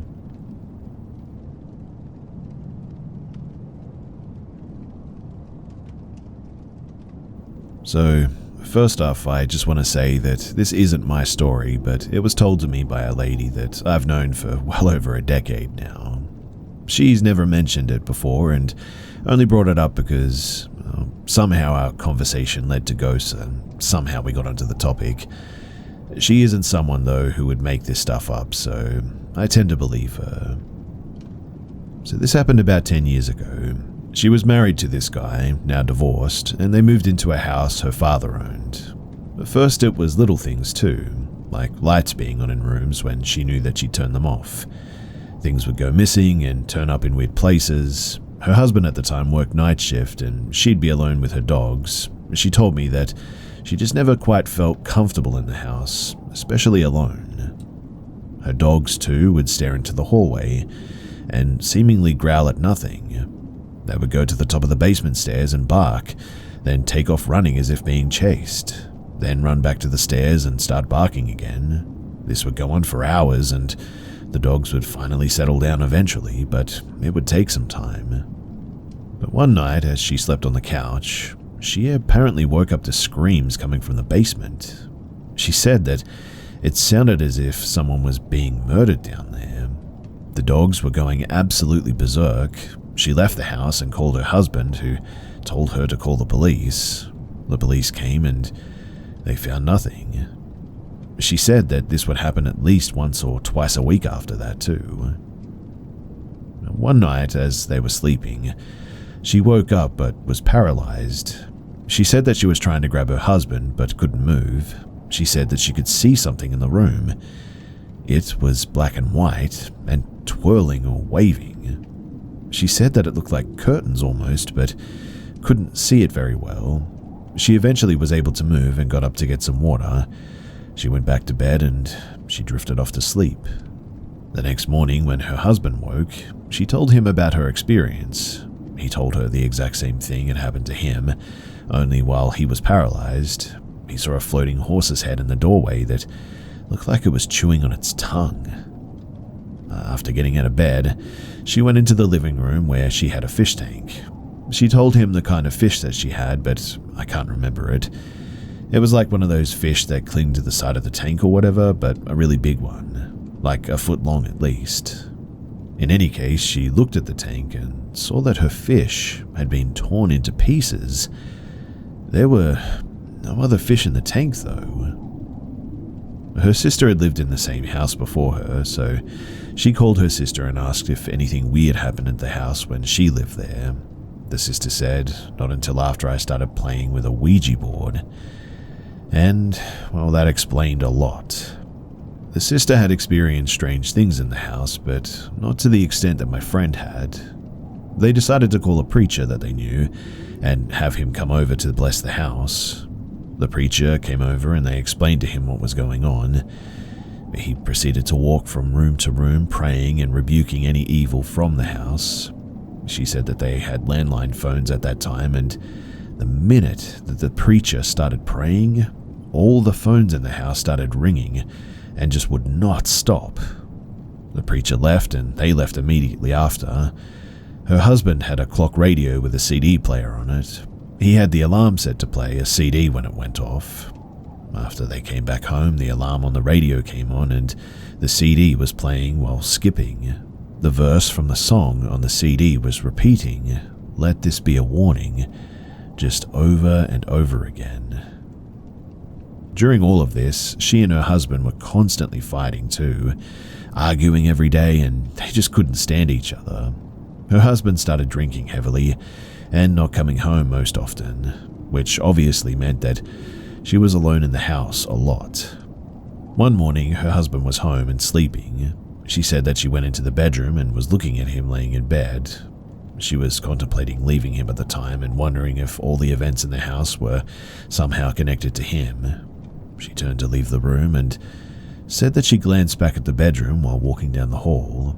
She said that just for a second or so, she saw this creature. It was black and red, and she said that it looked like it had a beak on its face. She said that it had 4 arms and was clawing at the door frame like it was coming after her. She turned to run away, looked back, and when she did, it was gone. She left that day, called her sister and asked if she could come and stay with her. We've worked together for, well over 10 years now, I think, and she had never told me about any of this before. The whole time she was telling me this, she kept getting goosebumps too. She said that she doesn't really like telling others about it because every time she does, something weird will happen within a few days, like feeling someone touch or nudge her when nobody's around or stuff like that. Like I said earlier too, she is just not one to embellish stories or to tell outrageous tales that are hard to believe. She left work that night and then messaged me later. She got home and Googled sleep paralysis. The Wikipedia page has a picture of a woman in bed with what looks like a monkey on her chest and a horse's head at the foot of the bed. And man, did she freak out over that. She said that she'd let me know if anything weird happens in the next few days, but honestly, here's hoping that that won't happen to her.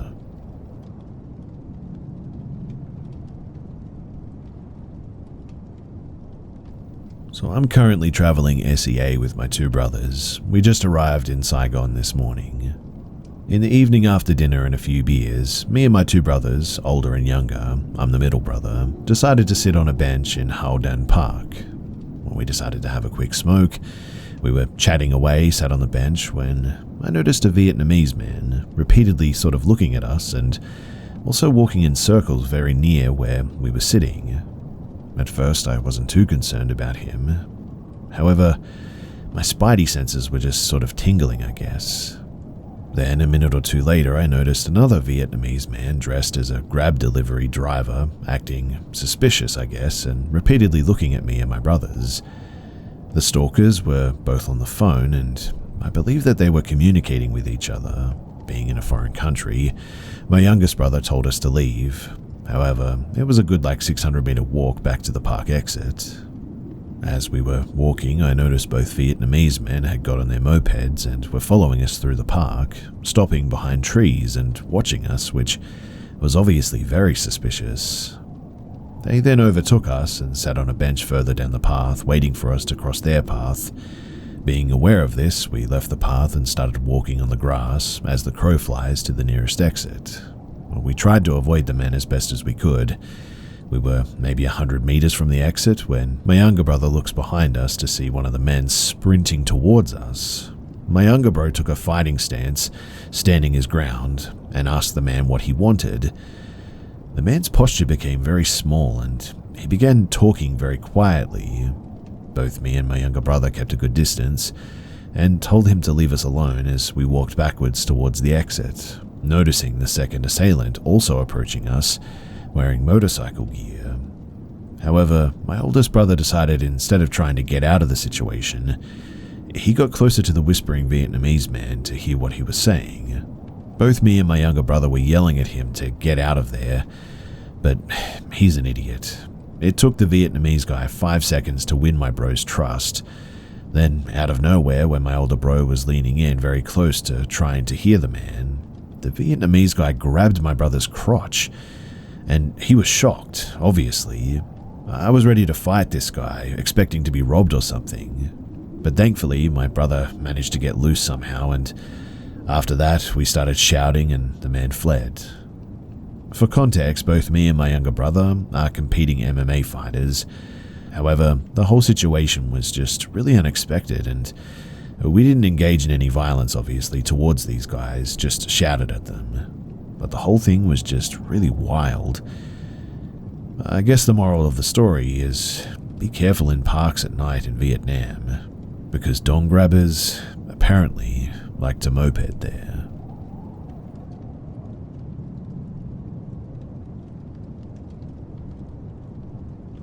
My whole life has been filled with crazy, otherworldly experiences, but the most vivid ones that I think of, they are the ones from my childhood home. I lived in a very rural area up in the mountains. It would take us 45 minutes to an hour to get into the city, driving up and down windy, dangerous roads. Back in the early 2000s, my parents and I lived in a neighborhood that was heavily involved in witchcraft, Satanism, etc.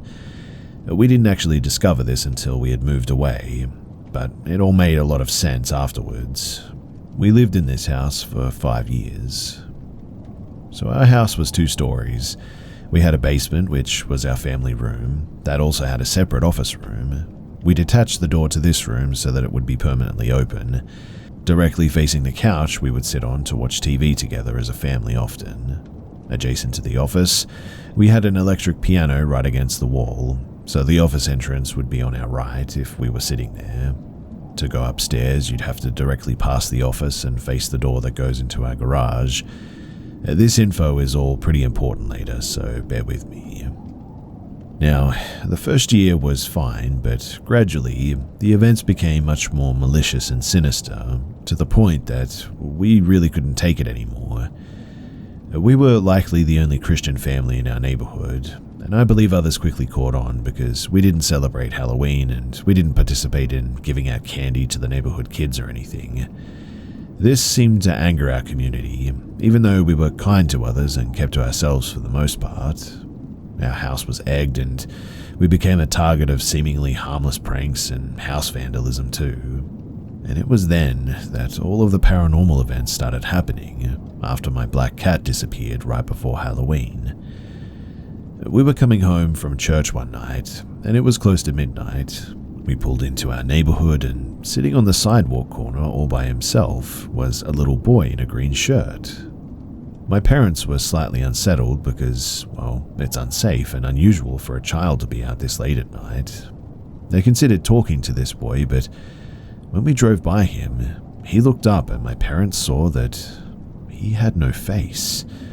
A completely blank slate where his face should have been. Needless to say, they booked it home, and my parents didn't tell me at the time because I was about 5 or 6, to spare me from nightmares, I guess. But some years later, they told me that this is what happened, and it was really weird.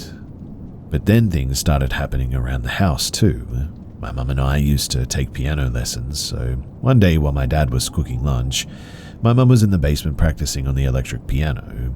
I was in my parents' bedroom watching Stanley, a children's cartoon that was really popular back then, and while my mum was practicing piano, a child's hand popped out of the office room and mimicked a child's voice, telling my mum to come and play. She thought that it was me and told me to cut it out.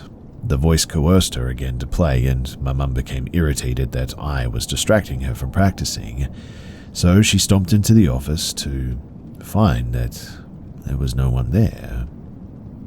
I will never forget just how pale she was when I heard her scream my name and run up the stairs. I remember her asking my dad where I was, and since I heard her, I ran to her, asking what she needed me for.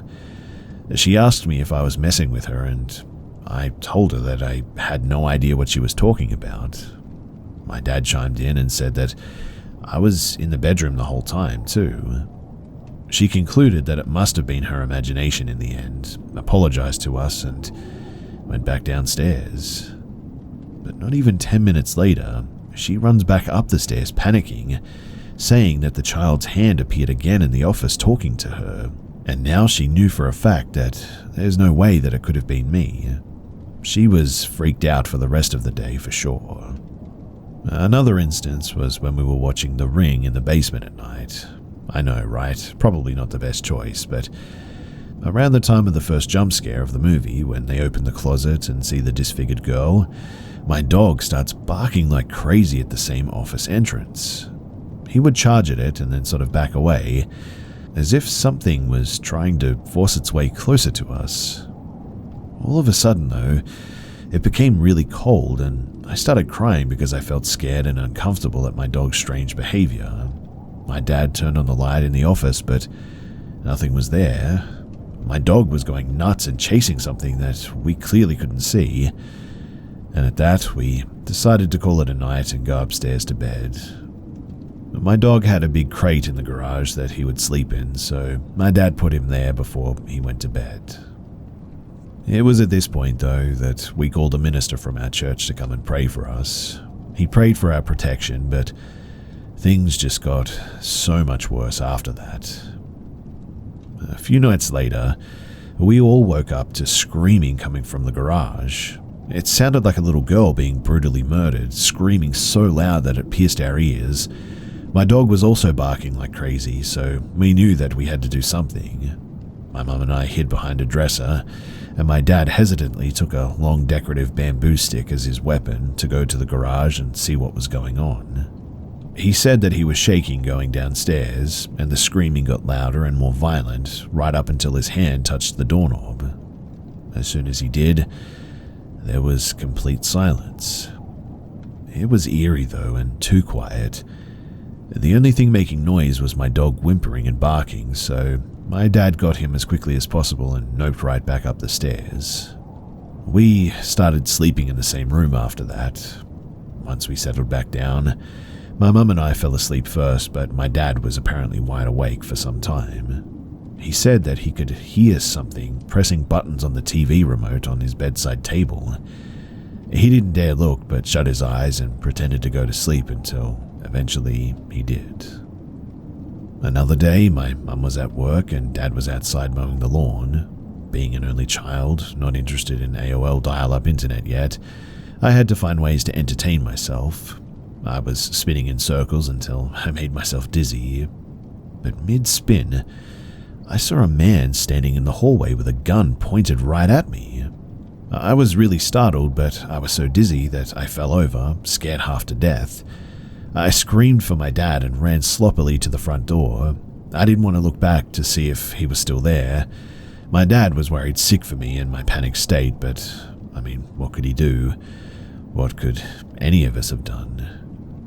Eventually, Dad put the house up for sale and sold it to the first buyer, I think. We were out of there so quickly that it wasn't even funny. But these events, they honestly traumatized me, and I'm extremely hypersensitive to spiritual energy, I guess you could call it, evil stuff. Horror movies, they don't really scare me at all compared to the real fear and panic that you feel in moments like this if you've ever experienced them. Anyway, if you've listened for this long, then thank you very much. I do hope that you guys enjoyed hearing my experiences, and it feels good to get it off my chest.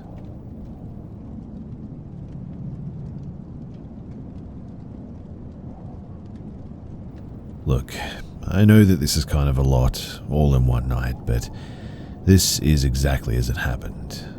And if you have any insight, well, it's definitely welcome.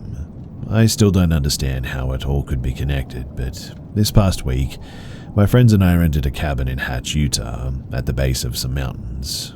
We were so high up that the house didn't have AC, so we opened all the windows.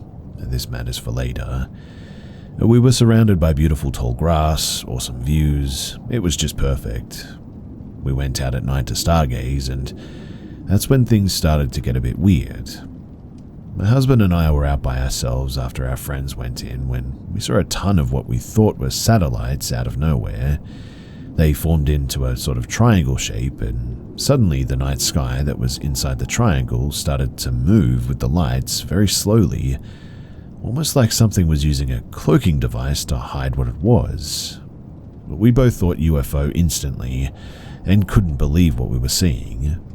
As soon as it appeared, it zipped off and we didn't see anything else again, but noticed that all the sound had stopped. What I mean is that there was no sound from bugs, bats, or anything, except there were tons of shooting stars and a few what looked like meteors as soon as it was gone. We both went inside to tell our friends because we felt a bit uneasy because of this. I do wish that was it, but about an hour later, we were in our room getting ready for bed when we heard a high-pitched whistle outside.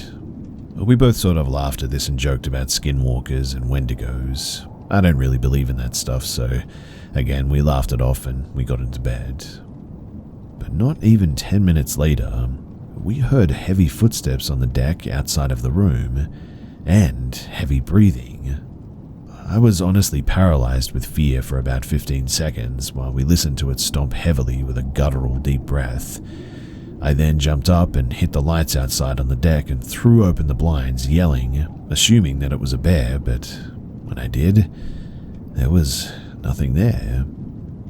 It had rained heavily that day though, and there were no prints on the deck either, or dirt or mud around the house or anything. Now, I 100% believe in aliens, but I just cannot explain that second encounter. Has anyone else experienced anything like this? Do I need to worry about being followed? Our friends experienced none of this, and I'm honestly just stumped. I felt so uneasy the rest of that first night that I didn't sleep, but after that, nothing else happened for the next 3 nights that we were there, and I felt totally at ease. So I guess my question is, what did I experience?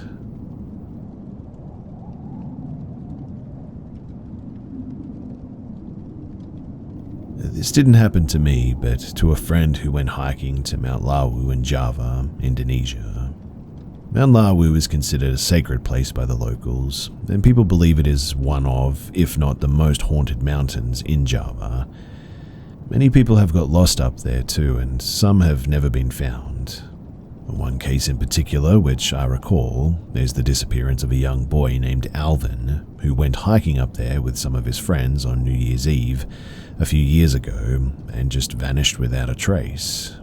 The rescue party gave up after weeks of combing the slopes trying to find him.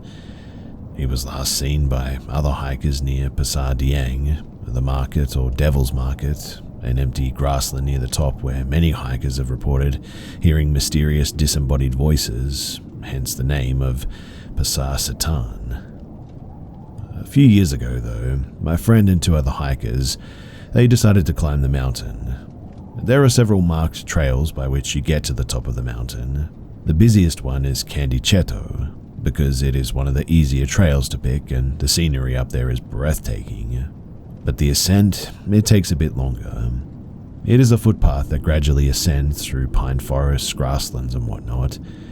He and the 2 rookie through hikers took this trail. It was his first climb to the top of the mountain.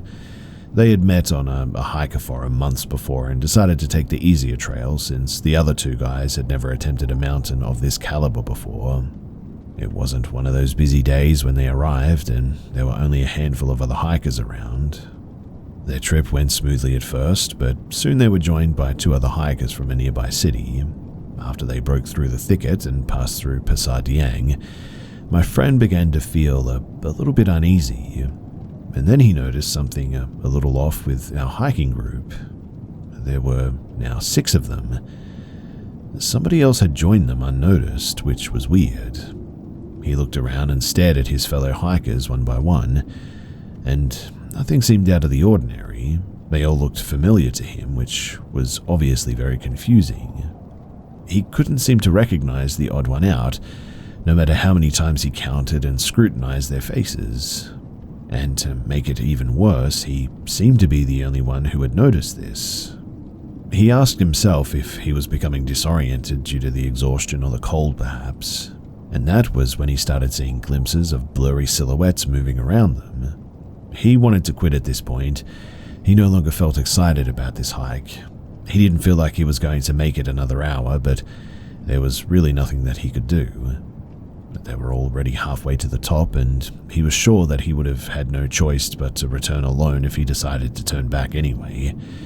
He had lost his bearings too. He had no idea where he was or who he was with. When they finally reached the top though, he just collapsed in a heap. According to his friends, he then became delirious and started speaking of random creepy things like when being followed by something and someone watching them in the fog.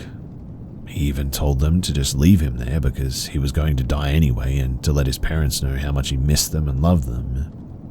It took them a few hours to calm him down and for him to regain his strength, and then they decided to set up camp for the night. But the other guys also couldn't sleep that night. They said that they could feel a presence with them. When the first lights of the day appeared in the sky, they quickly dismantled the tents and they packed away everything and began their descent, which luckily only took a few hours down the slope until they made it safely back to base camp. My friend had to be rushed to the hospital, burning up with fever. He had made it through the night and down the mountain, but others just like him, they weren't so lucky. I'm wondering though if anybody has ever experienced this other hiker phenomenon or something similar while climbing a mountain or trekking through the wilderness or something.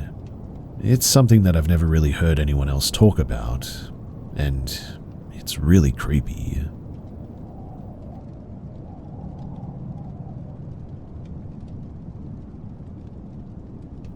When I was a teenager, I grew up in a small town called Bark Burnett, Texas.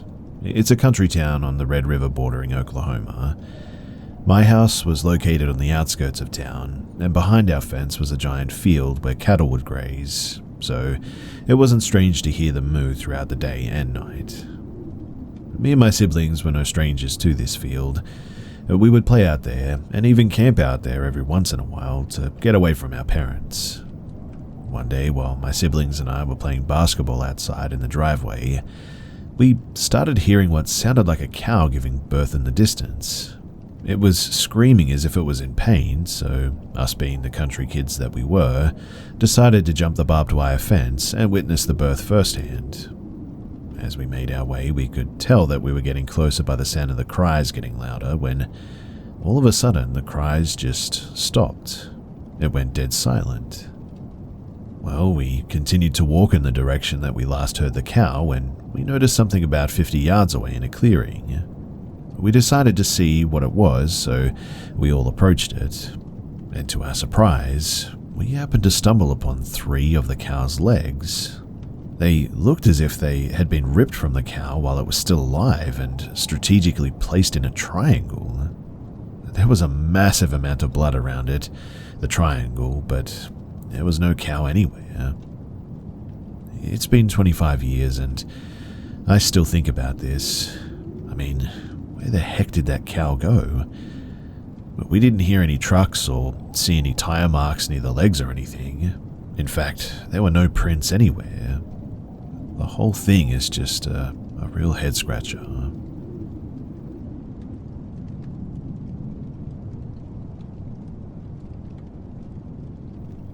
My girlfriend and I live in a small town in New Jersey, right by the Delaware River. We have many trails around here in the woods, and the one that we went to last night is in a small state park right by the river. We had gone to this spot once before during winter, and all of the vegetation was gone this first time. The trail was quite clear and had only a very thin strip of wood separating the road from the riverbank. However, this second time, it was different.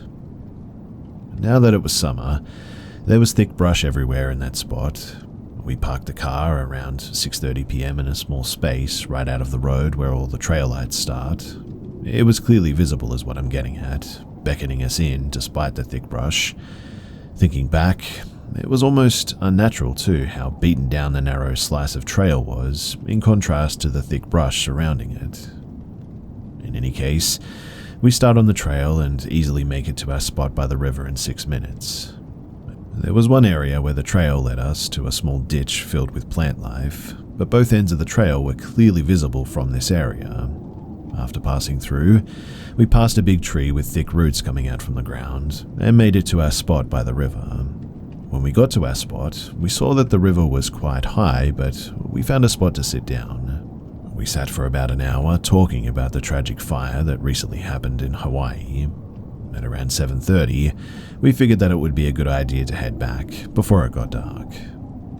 When we passed the big tree right at the start of the trail and got down in the ditch, something felt off immediately though. I couldn't tell you exactly what it was, but I felt terrified of the vegetation.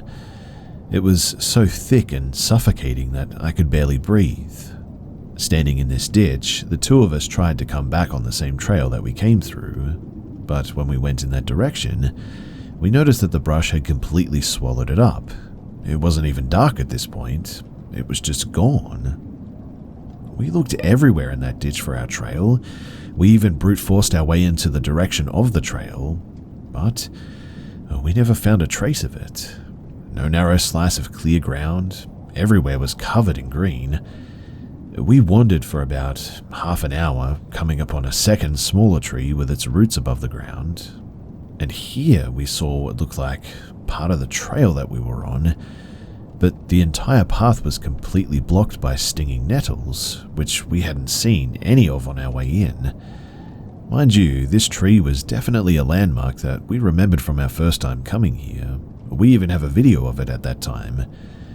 We searched and searched, and like I said, this was not a very large trail by any means. We should have stumbled upon it. We were scared of the coyote packs and bears that call these woods home.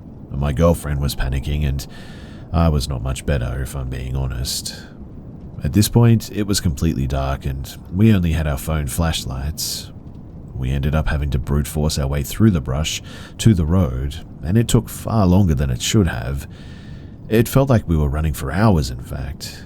We weren't walking too, we were running at this point, and it took us almost an hour to get back to our car at around 8:50 p.m. But again, it was only a 6-minute walk on the windy trail, but when we were running almost perfectly straight towards the road, it took us almost 10 times that. We also ended up farther down the road in the opposite direction of the trail, which honestly should have been impossible, because my girlfriend had her Maps app up, tracking our distance to the road, and we were going straight towards it. When we finally got back to the car, we noticed the trail was totally blocked now. No trace of the spot where we entered, the plants completely undisturbed, like we were never there. And that is honestly one of the scariest parts of this whole experience. We were obviously so relieved, but on the way back home, my girlfriend brought up something from the first time that I had forgotten about. You see, she had found a tattered rope on the ground, right off to the side of the trail under a tree. It was unmistakably and tragically a noose. It had been cut cleanly on the end that would be tied to the tree. It was very dirty and had clearly been exposed to the elements for some time. Not wanting anyone walking the trail to have to see that, she kicked it to the river. Her heart was in the right place, but seemingly a foolish mistake in hindsight. Now, unlike my girlfriend, I'm not a very spiritual person, but when she said that, both of our bodies shuddered, and I felt, momentarily, that same anxiety and dread that I felt in the woods. I knew how lonely whoever tied that noose had to be. I feel almost completely certain that they were behind the events of that night, that they wanted us to stay and keep them company, though I don't think that they meant us harm. Tonight we went back to the trail because my girlfriend wanted to perform a ritual for this spirit. She wanted to make right with it and bring it peace for the night. She set up a handful of witchy-type items and spoke a few words to the spirit. She brought flowers, placing them on the posts marking the still fully blocked entrance, and lit a black candle, adorning the post with a little bit of melted wax. She said a few words and explained how we meant no harm, apologizing for kicking the rope in the river. But as she poured this wax, I saw something that, honestly, I still doubt, but I feel like it's worth mentioning. Below the arching plants to the immediate left of the first post, I saw an amorphous blob of some kind. It did not seem like a trick of the light, as it was dark. We only had one small lantern and the candle illuminating the area. And weirdly, it seemed to reach out to her, not in a violent or negative way, but in a longing and desperate manner. Still, I was terrified something would grab and take her deeper into the brush. She was incredibly calm though, and upon pouring the wax and stepping away, the presence, or whatever it was, disappeared. We sat down in front of the post and kept the candles lit. It was the calmest candle that I'd ever seen. The flames slowly drifted, unflickering, back and forth between my girlfriend and I, as if looking at us and checking us out. As we waited longer, the candle would grow calmer. Finally, as the stick of incense that we were burning began to reach its end, the candle flame began to drift slowly away from us and pointed towards the woods. "Hey, are you ready to go home yet?" I asked. The candle flame then began to flicker slightly, swinging side to side, then setting calmly centered, as if to say, "Okay, I'm ready." When the incense finished burning, we blew out the candle and got back in our car. We then tossed our last couple of flowers into the river at the dock upstream so that they would make it to the trail. We both felt tired and relaxed after this whole experience, and my girlfriend says that we made peace with the spirit or whatever. We do want to go back someday, only during the day and only in fall and winter when the brush has cleared and we can't become trapped by it. But I'm hoping that we can keep it company.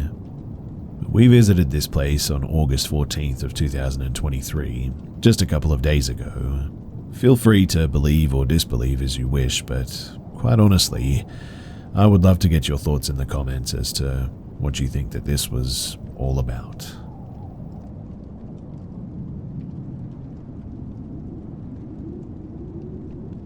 I'm a nurse at a palliative care unit in an old hospital. Throughout my years working at this hospital, I've seen a lot, especially being in a palliative care unit. You see a lot of things other people wish they wouldn't. For some of us, at some point, we just have to accept things as they are, I guess. But the unit that I worked in has 9 beds in 9 different bedrooms, all spread along a sort of long corridor. At the start of the corridor is the lift, and coming out of it, you'd find the cleaning room on your right, where we keep all the cleaning equipment and products, and the nurse's room on your left, along with the entrance through to the stairs. Because of the building and patient safety, and so we can access the other floors easily if in need, the administration forbade us from locking the stairs doors.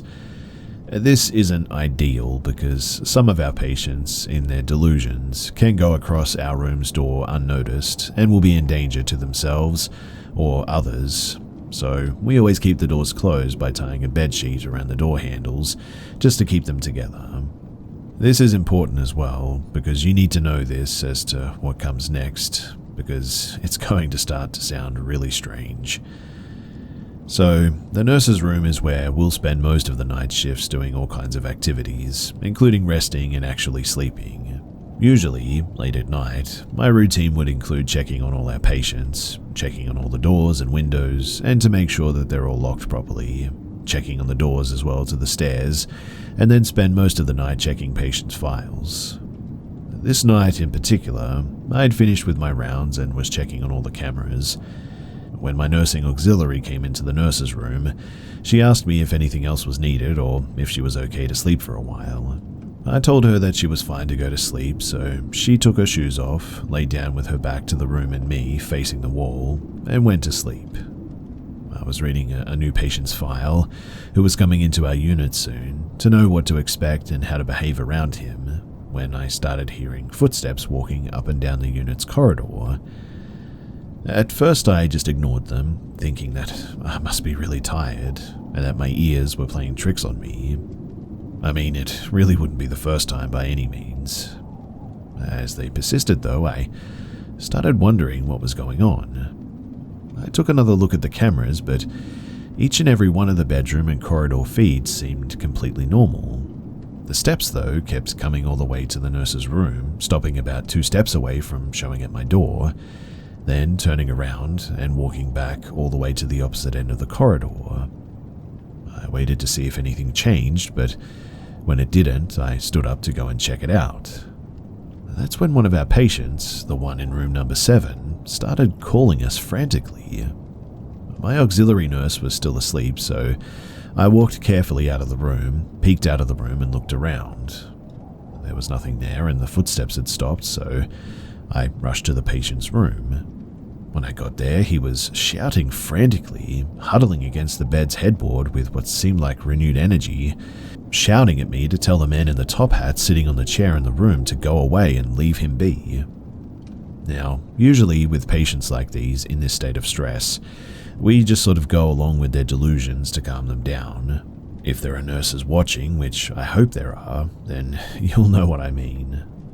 In this case, though, with him screaming in the room, I turned towards the chair and started to talk to this imaginary man in a top hat, telling him that he needed to go, that the visiting hours were done and that he needed to leave right now, or we'd have to call security. After this, the patient calmed down, thanked me profusely for sending the man away, and laid back down to rest. After which I went back to the nurse's room and back to studying the new patient. As I walked back in, my heart stopped though. All I felt was panic gripping my heart inside of me. As I stood there not knowing what to do and looking at the surveillance cameras, there was a big shadow standing right in the middle of the frame of the camera recording the end of the corridor, right in front of the bedroom that I had just been in. I took one step back and leaned backward to check if I could see anything there, but there was nothing. I gave the cameras another quick glance and the shadow was still there, standing terrifyingly still in front of this patient's bedroom door. This time though, when I turned to look directly at the corridor again, this thing was there. For a moment, it felt like everything froze in place and I just stood there looking at it like a fool. Then, slowly, it turned towards me, a pair of strange, dark red eyes showing. It stood like that for a bit, screeched at me, and flew into the patient's bedroom, slamming the door behind it. My auxiliary nurse jumped awake at the slam of the door and started frantically asking me what was going on. I was out of breath by now. I told her what I had just seen and what had just happened, and she didn't believe me. I asked her to come with me to the patient's bedroom. She agreed, starting to become curious. We walked slowly through the corridor, passing every door carefully. I was afraid that anything would come flying at us at this point. When we got to the bedroom this thing flew into, I pushed the door without going in to check for any kind of danger and immediately felt a breath of freezing air hit my face. The aircon was on in every room and set to 23 degrees, so this was not normal. Nothing came flying at us like I was afraid would happen, but there, right by the patient's bed, there was this shadow. I could tell that it was a man, tall and strong with a top hat over his head. I asked my auxiliary nurse if she could see him, not expecting a no. However, that's exactly what I got. She couldn't see anything standing there, and definitely not as clear as I could. Slowly, the shadow turned towards me again. This time it didn't scream. This time it slowly dissipated. Immediately I calmed down. Not only could I not see it anymore, I couldn't feel it either. This sense of calm came over me, and the patient seemed okay, so in the end we left the room and went back to the nurse's room. My colleague went back to sleep, but I didn't rest until I checked the rest of the unit to make sure that everyone was safe. After that, I couldn't help but stare at the cameras every minute for the rest of the night. Eventually, our shift was over and would become the shift with the most intense experience that I had ever had. The next day, when nighttime came and I did all my rounds, I went inside room 7 to check on the patient. When I came closer, I realized that he had passed away. This was my first experience with the Shadow Man and the Top Hat, but it certainly was not the last, and it is still ongoing. I'm the only one who can see him apparently from around the unit, which freaks everyone out. Every single time that I see him, it's under the same circumstances as well. I walk into a patient's room, and there's this shadow at the feet of their bed. I wait for a little bit, until he turns to me and then dissipates. And 1 or 2 days later, the patient always passes away. This is a real story, and it's something that I have to live with almost every day now. I'm not sure if this thing is killing people or announcing their deaths, but if you're a nurse in a similar unit or know someone who is, please share this with them and comment what you know about it. I need to know what this is, how to deal with it, and if anybody else has experienced the same as me, even if it's a different looking thing or entity or whatever. I can keep you updated on here too, if people are engaging and want to know more, that is. Do let me know if you guys want to hear more, and I'll make sure to bring any more future experiences to you.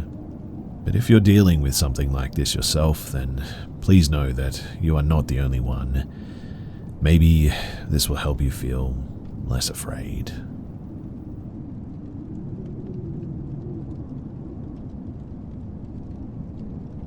So my great-grandpa fought in World War II. He was drafted in 1943 when he was 23. He's 103 years old now, and just a few days ago he told me a story that he says was the most horrifying experience that he's had in his life. I asked if it was about Japanese soldiers because those guys were vicious back in the day. He told me no. Apparently it was something else. I don't know if this story is true or not, but whatever the case, it definitely gave me chills. Feel free to debunk this if you want. He said that nobody ever believed their story, but he still remembers it clear as day, and it still gives him nightmares to this day. So, in 1943, he was stationed in the Philippines, along with others, to hold off the Japanese. However, one day, he and his friend Samuel, who unfortunately passed away decades ago, got separated from their platoon. They were in a province, making their way through the forest within the mountain area, when they both got lost and were separated. Great-grandfather, who I'll refer to as Gigi from now on, forgot which province it was, but he said that there were a lot of forests and villages. So he and Samuel were looking and calling out for their comrades. They ventured deeper and deeper until they reached the end of the forest. I did ask him, why didn't you just radio for your platoon? But he told me that they did, but for some unknown reason the communications were scrambled and unintelligible. It concerned both him and Samuel, but Samuel said that they needed to keep calm and tread carefully in case they run into Japanese soldiers. So they both made it out of the forest, but then they noticed that the sun was about to set. Gigi told Samuel that they needed to set up a camp, and Samuel agreed. That's when Gigi noticed something off in the distance. It was a small wooden hut. They both decided to camp inside of it, so they made their way over to the hut. They knocked on the door and checked the place, but there was no sign of people anywhere. But there were clothes scattered around the place. Gigi says that maybe they fled in a panic, to which Samuel agreed with him. So Gigi and Samuel set up camp and ate dinner. Samuel proposed the idea of taking shifts throughout the night to keep a lookout, just in case they get shagged in their sleep by the Japanese. Gigi agreed to the idea, and so that's what they did. They both woke each other up and took each place as lookout while the other person slept. While Gigi was sleeping, Samuel abruptly woke him up at one point and told him that he'd spotted movement. Gigi quickly grabbed his rifle and asked him where. Samuel gave the binoculars to Grandpa and pointed in the direction. "I saw them in the field, 300 yards away," Samuel said. Gigi looked through the binoculars in the direction Samuel pointed at. At first, he didn't see anything, but then he spotted something moving in the dark. However, when Gigi looked closer, it was just a wild boar. "It's just a pig," Grandpa told Samuel. Samuel took the binoculars to see for himself. That's weird. It's just standing there," Samuel said. Grandpa looked at Samuel in confusion and asked what he meant. Samuel then said that the boar wasn't moving or anything. It was just standing there staring at them from afar, and that it was starting to weird him out a bit. Grandpa just laughed it off and told Samuel that it was probably just his mind playing tricks on him. But then something odd happened. The oil lamp that served as their source of light inside the hut started to slowly go out. Grandpa went over to light it back up, then afterward went back to his sleeping bag. But then the light suddenly went out again. Gigi checked up on it again, thinking that the oil probably went out. But the strange thing was that there was still plenty of oil. Well, Gigi lit it back up again and went back to sleep, but then the flame went out yet again. That's when a terrified Samuel frantically went up to him and said, "It's gone." "What are you talking about?" Gigi asked him. "The pig. It just disappeared into, like, thin air." At this point, Grandpa was also starting to get freaked. Gigi then asked him to explain. Samuel said that he was watching the boar through the binoculars when it suddenly just vanished out of existence. Suddenly, as they were talking, a loud thud came from above them, as if something landed on the roof. Gigi and Samuel grabbed their rifles. "We need to get out of here," Samuel said. And this is the part in the story where my grandpa said that the rest of the events that happened, he believes are one of the worst nightmares in his entire life. Gigi told Samuel not to panic, to lay low and to stay quiet, and so they did, while tightly gripping their guns close. After a few minutes of silence, Samuel started screaming though.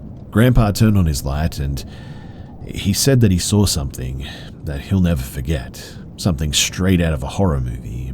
Something that looked like a tongue that was lodged into Samuel's neck. His friend was screaming in pain, trying to remove it from his neck. Gigi snapped out of his shock and shot at the ceiling multiple times, trying to hit whatever the tongue belonged to. After a few more shots, the tongue released to Samuel and slowly retracted back into the hole on the ceiling. Samuel was gripping the side of his neck tightly while screaming, blood trickling down his neck now. Grandpa put a cloth against the wound and told him to keep pressure on it. Afterwards, they collected all their things, exited the cabin, and made a break for it. Grandpa turned around and shined his light on the hut's roof, and what he saw, he described as the most evil-looking and ugliest thing that he's ever seen. I asked him to describe what it looked like once, and apparently it was humanoid. It had 2 gigantic wings that were bigger than its own body. The wings looked like a combination of a bat's and a hawk's. Its eyes were blood red and glowed in the dark, skin as black as coal, wild, unkempt hair, and huge fangs that were visible even though its mouth was closed. Whatever it was just perching on the roof, staring at them. Grandpa acted quickly. He raised his rifle and began shooting at the thing, unloading all the rounds in the gun's chamber.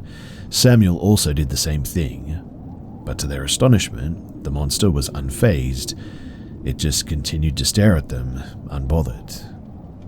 At that point, Gramps and Samuel started screaming like maniacs while running for the hills. By some miracle, the creatures didn't pursue them. They were both so scared that they didn't care if they run into the enemy as long as they didn't encounter this thing again. They managed to make it till morning and came across a small village where they rested. That's when they learned from one of the locals that what attacked them was apparently called an aswang, and that they were very common in the countryside. The locals told them that they were all in God's favor because they survived. After a couple of days, they were eventually reunited with their platoon. When they told the story, only a few believed them, while the others thought that they were probably drunk and ran into the enemy gunfire, hence the injury on Samuel's neck. After the war ended, they all went home, but he could never forget that horrifying encounter that gave him severe PTSD to this day. Samuel unfortunately passed away in his 80s due to a stroke. Now, like I said, I really don't know what to believe, but his story honestly freaked me out. In fact, I just spent the past hour Googling aswangs just to figure out more information. But what do you guys think about all of this? Do you think it's possible, or do you think it's all just made up?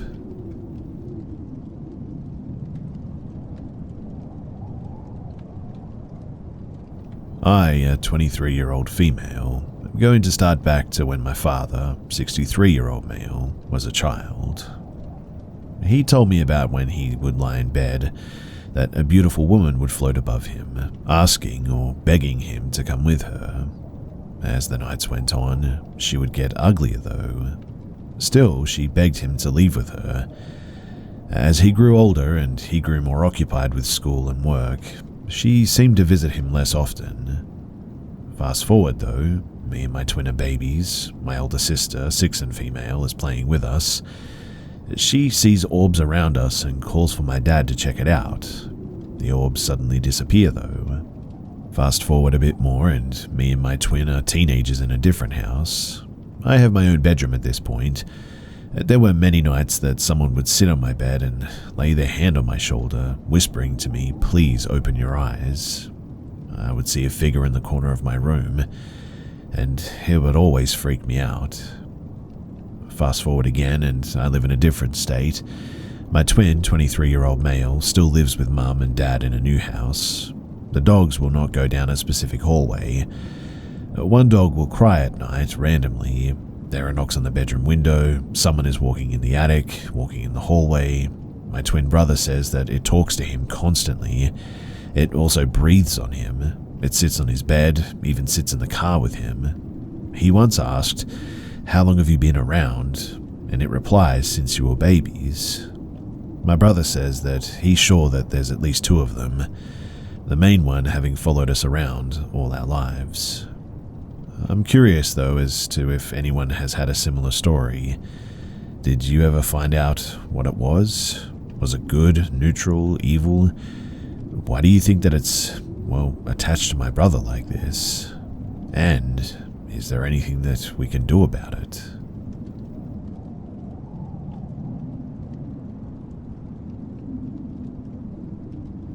This happened 7 years ago, but I still remember the fear, and I feel like it was just yesterday. When I was in my early 20s, I worked the night shift at a bakery making the donuts. I really loved that job too. 3 nights of the week I would be with my co-worker, and 2 nights I would work alone. It was summertime and we were having some problems with the AC, so the maintenance guy, Andy, came at night when I was on the clock to work on it. The bakery was small and crowded during the day, so it was best for him to come when it was pretty much empty. Management always let me know when Andy would be there, so it was never a surprise. At first, too, he was very pleasant, and I had no issues sharing space with him as we worked. One evening, though, this changed. My one co-worker was a little bit late. She said that she lost track of time in the shower, so Andy piped in saying we should all shower together to save time, and starts laughing at that. It was a bit creepy. I also had stated that I lived alone, with his response being, "Good, I have you to myself then." And after this night, I realized that Andy wasn't the kind of guy that I thought that he was. I stopped speaking to him unless I had to, and before long the AC was repaired, and I thought that I was free from him. Fast forward to a night a few weeks later, I'm working alone. It's 2 a.m, and I'm trying donuts when I hear all of a sudden a loud banging on the front window. Startled, I look up and see who else but Andy. He's calling my name and asking to be let in. No one had said anything to me about him coming that night. Andy then starts pulling on the front door handles. Luckily it's locked, but man, he became pretty aggressive. I run into a corner of the bakery where he can't see me and try calling my manager with no response. The phone starts ringing and I can see the caller ID from where I'm sitting, and it's Andy. He's being relentless and won't stop banging on the window and trying to pry the door open. My fear is rising now, so I dial 911. The cops arrive within 10 minutes and search Andy's vehicle, and in the back seat, they find duct tape, a knife, and rope.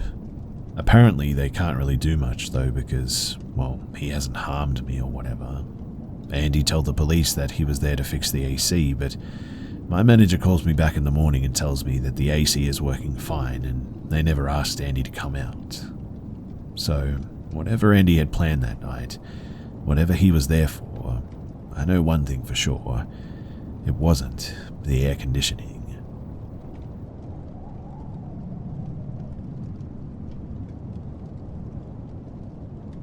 My family and I went on a trip to the Hocking Hills area of southern Ohio a few weeks ago. There was a place that I always wanted to visit, the abandoned ghost town Moonville Rail Tunnel. I've never been to this area, so I didn't know what to expect, but I did know that it was pretty deep in the woods. We took a trip from our rented cabin using Google for GPS to the location. We start driving and it's, for lack of a better word, real impoverished where we're driving, sort of Hills Have Eyes-esque. We literally only see a few cars on the way there and are on the back roads. We get to a point where we need to enter into a forest and we're close to the tunnel. There was a sign that said that we were entering Bubblewood. For a little bit of additional information too, I drive a Mercedes that I'm just lucky to have, and I have my husband in the car, a black man with dreadlocks, my 10-year-old son, who is non-verbal autistic, and my 6-year-old daughter as well. We drive down this really creepy stone road into the forest, and there's really nothing back there. No houses, no cars, nobody. We see signs that we're close, and we pull into the parking lot. There's a footbridge with some stuff on it that people put there. We walk over the footbridge and make our way toward the tunnel, which is a lot larger than I expected. We hear this sound coming from the other side of the tunnel that goes into the woods away from the parking lot, and soon a truck comes driving through the tunnel toward us while we're on foot. Whoever's in the truck, he gets out of it with a chainsaw, and it's a white guy in his 60s. He walks with my entire family everywhere that we go, and even through the tunnel. I tried to make small talk with him and pull some info about if he worked for the Department of Natural Resources or something, but he really wasn't budging. We turn around to walk out of the tunnel, and he starts using a chainsaw behind us, and the sound is just echoing through this tunnel. At this point, we have no cell phone service, and literally nobody knows my family is out there except us. I was already worried my car was sending the wrong idea to people, like we have money or something, which we don't. But we rush to the car and get the kids in their booster seats, and this guy comes driving over the footbridge in his truck towards us in the parking lot. I honestly don't even know how this truck fit on it. He stops again and gets out of his truck and starts walking the other direction, much to our relief. But it was about this time that I then noticed that there are dusty handprints on my car. I asked my husband if they were a match. I don't know who could have touched the car, honestly, because we were with the chainsaw man the entire time that we were there. But at that, we get out of there as fast as we can.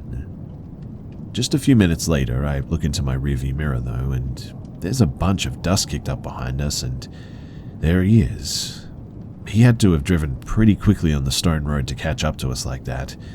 I mean, there's nowhere to go in these woods. The road is basically one lane, and we have no cell service or GPS or anything now. Every time that I think we lose him as well, he's there again. I'm waiting for my tires to get popped or something, or for this guy to ram me off the road into a ravine in the woods, but finally we get out of the woods and I turn out and he's still following. We were following printed directions to get back, and I ended up making a wrong turn in the excitement, I guess you could say. The guy in the truck was finally gone at this point, and I turned around to go back past the stone road that goes into the forest. The guy in the truck was finally gone at this point, and I turned around to go back past the stone road that goes into the forest. There's only one lone house near this road, and there is his truck, parked there. And I mean, he had to have seen us drive onto this road into the woods and taken some back way to the tunnel or something. To this day, I don't know if he was just trying to protect the site from more graffiti or what, but he really creeped us out. It was like every scary movie trope rolled into one single event, and it was terrifying, to say the least.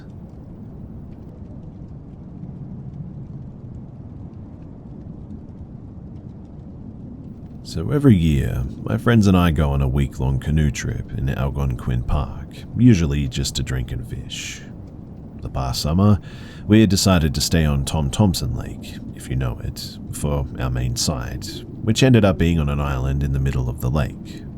There were 6 of us in total, with one group of 4 in a large tent, one guy in a solo tent, and myself in a hammock between them. Now one night, we had been huddled around the fire at about 1 in the morning when we noticed a flare in the sky over what we assumed was an adjacent lake. We didn't think much of it until an awful scream came across the lake about 20 minutes later. I was the only one left sober at this time, and there wasn't much that we could do, so we assumed that it was a problem bear in the area that we'd been warned about from the outfitters. But the strange part came after everyone had gone to bed. At 4 a.m, the other 5 guys went into their tents and passed out while I lay in my hammock listening to them fall asleep. For reference, the group of 4 were about maybe 30 feet to my right, and the other guy about 100 feet to my left on the far shore. As I watched the stars and tried to will myself to sleep, I noticed everything had gone incredibly silent. Suddenly feeling creeped out, I slowed my breathing and stayed as still as I could, thinking about the possible bear and how I was a neatly wrapped up meat sack hanging there. But then, I heard a voice call out about 20 feet to my left, by the remains of our fire. It was the voice of my friend Seamus, who was one of the guys passed out in the large tent, or so I thought.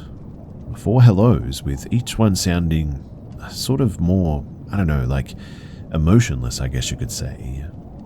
The 4 hellos all said within maybe 6 seconds, and although I immediately recognized his voice, every instinct that I had was on high alert, telling me not to respond. I stayed as quiet as I could for the next 5 minutes, listening for any movement, until I felt the tension leave the air, and it disturbed me a lot to know how normally you can hear every movement in the site, and yet that night, at that moment, I heard absolutely nothing. Not one thing, not even crickets or anything. The wind even seemed to die down. Anyway, the next morning, everyone told me that they'd heard nothing, but we agreed to move sites early since we'd all gotten an eerie vibe from that night. This was our 6th trip there too, and we've never had any creepy experiences before, so this one was out of the blue. I hope that what I heard that night was just some camper with a very similar voice to my friend who had come to see if the site was free or something, or Seamus had somehow stealthily slept walk out of his tent, but I don't know. Neither one of them really seems plausible. I mean, I 100% would have heard someone moving for sure. I can only hope nothing happens on future trips for other people, I guess, or for us if we go back there, but it will be hard to forget the fear of this event.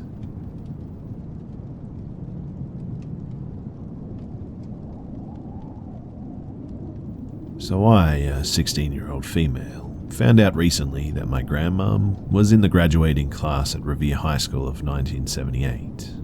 At that time, she was 18, and this story came out because she said something when I told her about the new series on Netflix.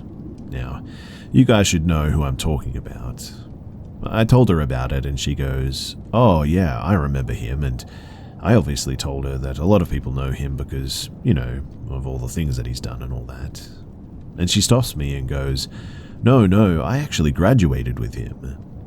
I stood there completely frozen.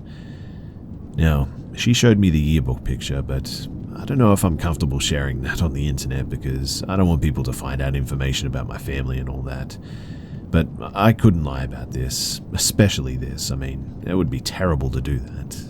So, I'll tell you some things that she told me though. This was about 2 weeks ago, so I'll try and remember what she said word for word. This is how it went. Now, I did go to high school with him, but there were so many kids in that school. I barely even talked to him. Everything you hear about him from high school is basically the 100% truth. He was the definition of weird. He would actually come to school drunk on some days. The only reason that some people started to notice who he was because he would spaz out as some sort of a joke, and he would act like a kid with special needs almost. I don't remember if I had any memorable conversations with him, but I do remember one specific time I saw him in the hallway. I'd only heard about what he's done, but I didn't know if it was actually true, so I asked him. "Aren't you the boy who puts on those acts in the hallways?" "Yes, I am," he said. "Why? Do you find me funny?" "Well, sure, everyone does. I've never really seen you, though. I've only heard the stories people tell. Just wanted to know if it was you." "Well, you're right, it is me. Glad you find my jokes enjoyable." And he smiled at me. Not a toothy smile, but a grin, I guess. I don't remember talking to him again after that. That was towards the end of the school year. Then the school year ended, and to my luck, he actually appeared in my college. He got kicked out shortly after for, I think, a drinking problem. I never knew of his family life, frankly. I didn't want to know, but I could tell that it wasn't good, and perhaps that's why he was drinking. I never saw him again after that. Well, actually, I did, but it was on TV. When I found out what he did, though, I can't even begin to describe how I felt about it, being the fact that I knew him a bit and went to school with him. I'm not saying that he was normal. I mean, with anybody that turns out like this, people normally say, I could never see them doing this. But it disgusted me in ways that I can't describe. The first thing the news said was that they caught somebody who they described as a murderer. And later on, they let out the details of what he actually did, and that's what really shook people. Seeing the new series really helps people understand how disgusting that man is. And well, it shows you what he went through, I guess, as well. It doesn't make you feel bad for him, which nobody should. I'm glad that he went out the way that he did. Maybe if I didn't ask him the question that day, I wouldn't have felt so uneasy about the whole thing, but yeah, I did, and that's what happened. So yeah, that's basically it in a nutshell from my grandmum, and that's what she told me. I can tell that my mother feels uneasy when she talks about it too, but I'm guessing my grandmother has told her already, and anyway, it's weird how small this world is, and how you just know people who know people, and I guess you just never know that somebody could be a serial killer.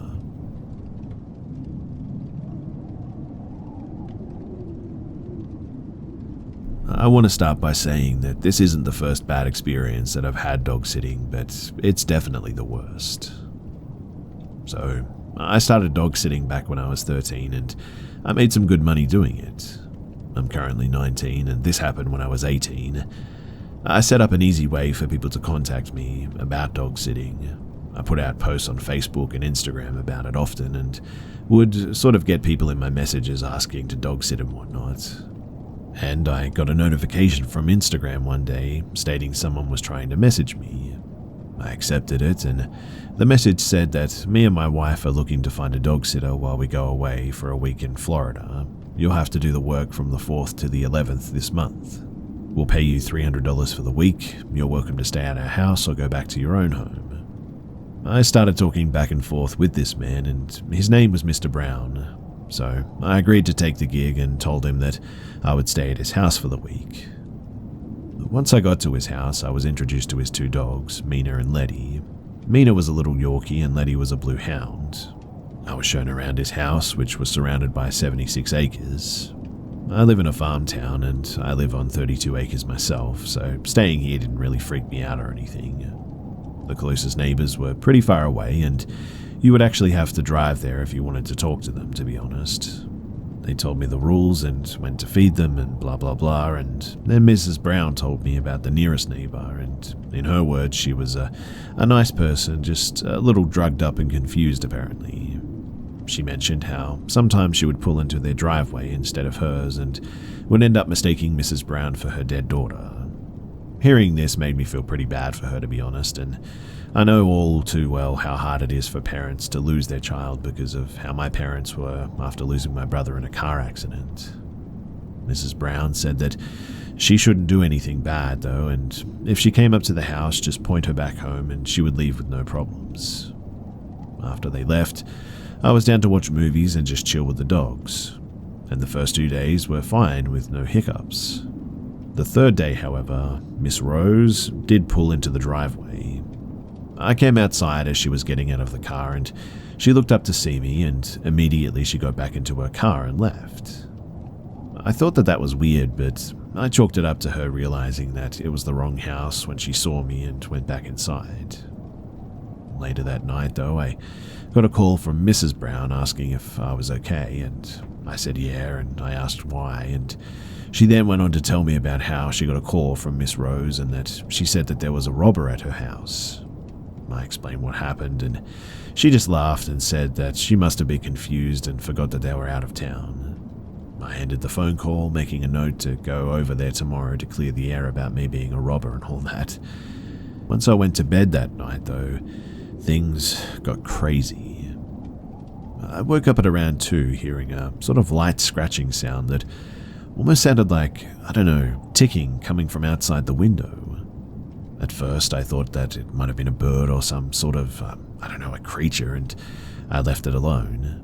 But the noise kept me from falling asleep, and I wanted to scare it away, so I got up and went to open the blinds, but screamed when I lifted the blinds at the sight of Miss Rose trying to pry the window open with a pair of pliers.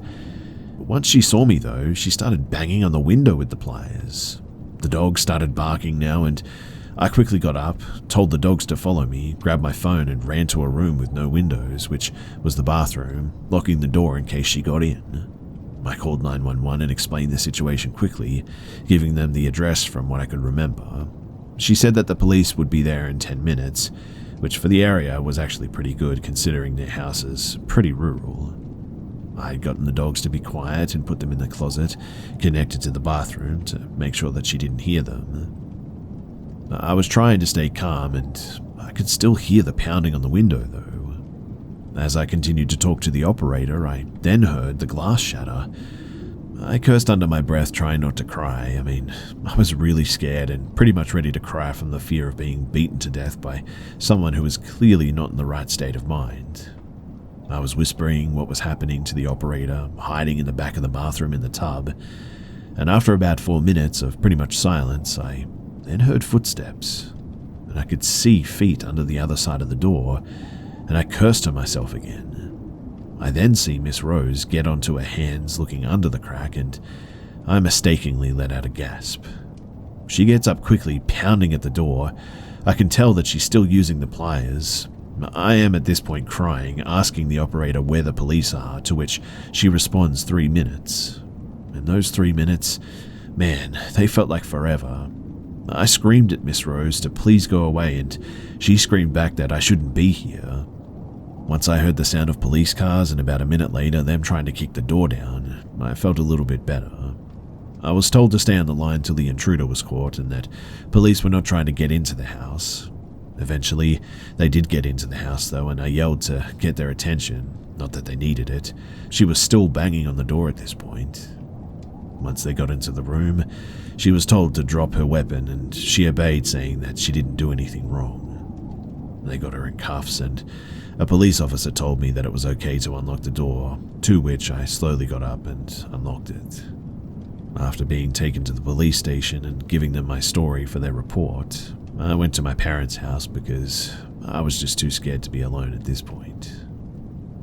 The next day, I called Mrs. Brown and explained the situation. I got full payment even after telling them that I wasn't going back to the house. They called me a few days later saying that Miss Rose was under the influence of drugs apparently, and in her words, she told the police that she decided to take care of the robber, me, herself, and that she did nothing wrong. She was charged with breaking and entering, which is kind of ironic. But after that, I quit dog sitting for good, and am a lot more paranoid and always make sure that my doors and windows are locked these days.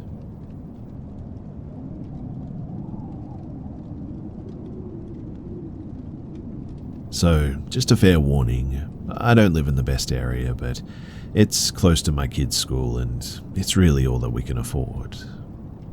Now, I was in line at a stoplight waiting for it to change so I could get to school to pick up my older kids. I had my toddler with me. While I was waiting, I heard my passenger side handle move like someone was trying to open it. I always lock my car doors out of habit. My car is older, so they don't lock automatically when I start the car like newer ones do. I look over and there's an older woman aggressively trying to open my door. My window is cracked a bit for fresh air, but not all the way down. She reached up trying to get the window to go down, but couldn't get her fingers in. The woman then says, "Excuse me, I need you to help me out. I need a ride." Now, I'm all for helping people, but not when they're trying to get into my car with no explanation like this. I mean, you just don't do that. I say, "Do you need me to call 911? She says, "No, you need to help me. Just let me in. Come on now, help me out." Pulls on the door again. Lucky for me, the light changed and I told her, "Sorry, but I have to go. I can't help you." I drove off, and after that, thankfully, I haven't seen her since. It is unfortunately, though, the only way to get my kids to school, so I have to drive through that way about every day, and I just sure hope that I don't run into this woman ever again.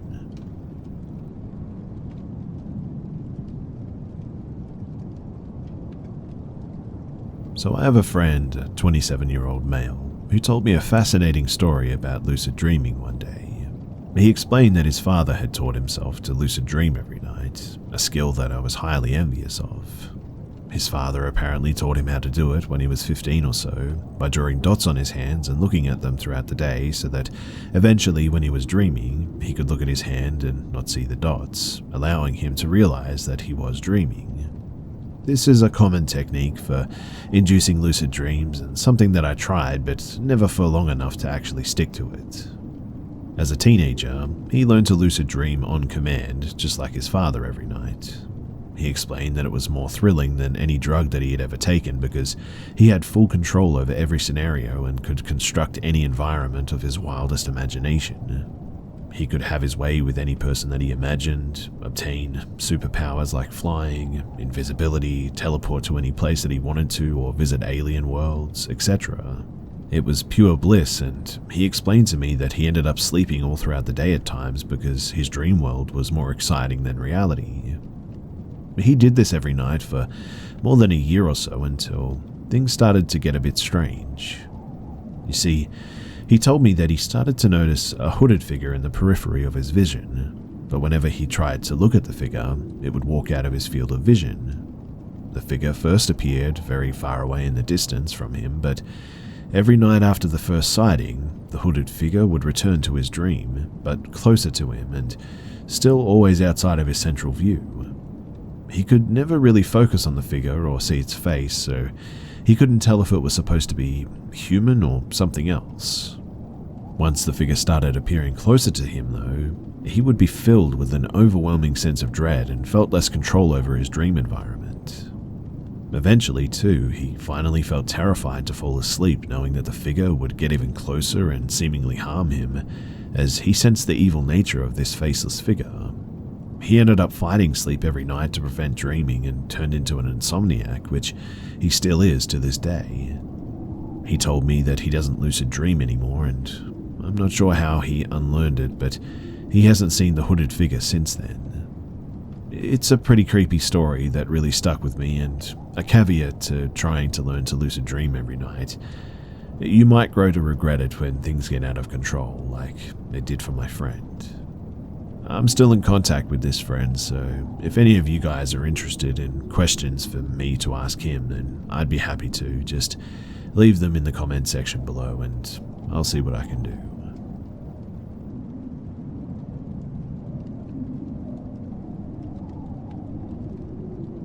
So I'm guessing on the timing, but around 7 years ago, I would say, my older brother and several of his friends went on a camping trip in rural Maine. When they drove up there, they decided to stay in a random motel nearby the skiing trails. He said that it looked pretty run down and sketchy, but being college kids at the time, they didn't care too much and just wanted a cheap place to sleep for the night. After a nice day of skiing, they got some drinks at a local bar and headed back to the motel to get some rest. As they were all hanging out in their motel room, my brother opened a desk drawer to store some of his things in, and what he found inside the drawer made his jaw drop in horror. There was a coiled Ethernet cord with dried bloodstains all over it. And as if this discovery wasn't terrifying enough, about an hour later, all the lights turned off all of a sudden without any warning. My brother walked outside and saw that there wasn't a single light on in the entire motel. He went to the front desk and the guy working there explained that the power had went out. It was nighttime at this point, so everything was completely pitch black. My brother spent the rest of the night awake and scared, and the power didn't turn back on until the next morning. My brother took a photo of the bloody Ethernet cord, but sadly I just texted him asking him if he still had the photo, and he can't find it on his phone or iCloud. I really wish I could have shared that photo here because it really was quite disgusting to see. From the look of it, I could imagine that someone was brutally stabbed and strangled in that room that he was staying in, perhaps. I mean, there was a lot of blood. I also think that it was pretty stupid of him that he didn't call the police and at least fill out a report about any of this.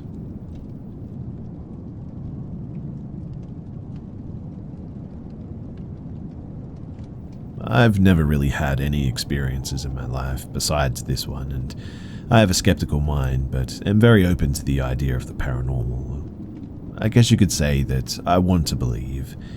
However, I have no explanation regarding this incident. It happened to me and a couple of friends in 2011, and I've never really told anyone other than my significant other.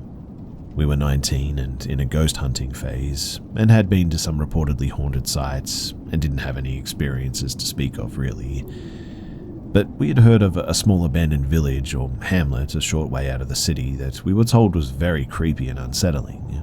Side note too, my grandma, it turns out, was actually born there of all places. It was a very small town with maybe 50 to 100 people that had abandoned it, reportedly overnight in the 50s. But we decided to go there after dark one evening. All that remains there apparently is the collapsed general store, one house, and a perfectly preserved Ukrainian Orthodox church. The small house had the windows and the doors removed. We explored inside, and there was still wallpaper in the bedrooms and the living room, and some old kitchen items in the kitchen too. It was creepy for sure, but mainly because it was dark in the middle of nowhere. We took some videos of the inside and left shortly afterward. When we got home, we watched the videos and we didn't see anything, but we picked up something that sounded like a girl saying, "Please no." It wasn't clear, so I didn't really think too much of it. But something compelled us to go back a few weeks later, and this is where everything got very real. So I decided to print off some questions in Latin because I saw a YouTube video saying that an inhuman spirit would respond to Latin, which I was like, what the heck, but hey, I'll give it a go. It was mostly to creep out another friend that tagged along this time. I was trying to be funny, if I'm being honest. But the second that we drove up to the house, the feeling was just different this time. I felt dread is the only way to put it. The three of us, our one friend refused to get out of the car, decided to go back into the house and discovered that it actually had a dirt cellar this time, so we went down. It was your average dirt basement really, absolutely nothing in there except a few old broken jars really. When we went back upstairs, one friend went back to the car and I stood out on the porch leaning into the window, while my other friend stood on the grass maybe 10 feet behind me. And this is when I decided to start asking the questions in Latin while recording. I asked things like, is there anything there? Who or what are you? And lastly, show yourself. And it was at this point that there was a sound from inside the house. I said it again, and before I could even finish, 4 massively loud booms just came from nowhere. It sounded like something perhaps coming up from the basement, I would guess, and really fast. I screamed at this, loudly, as did the friend who was behind me, and at that we ran to the car, and my one friend who was already in the driver's seat, we barely got into the car before she was peeling down the dirt road.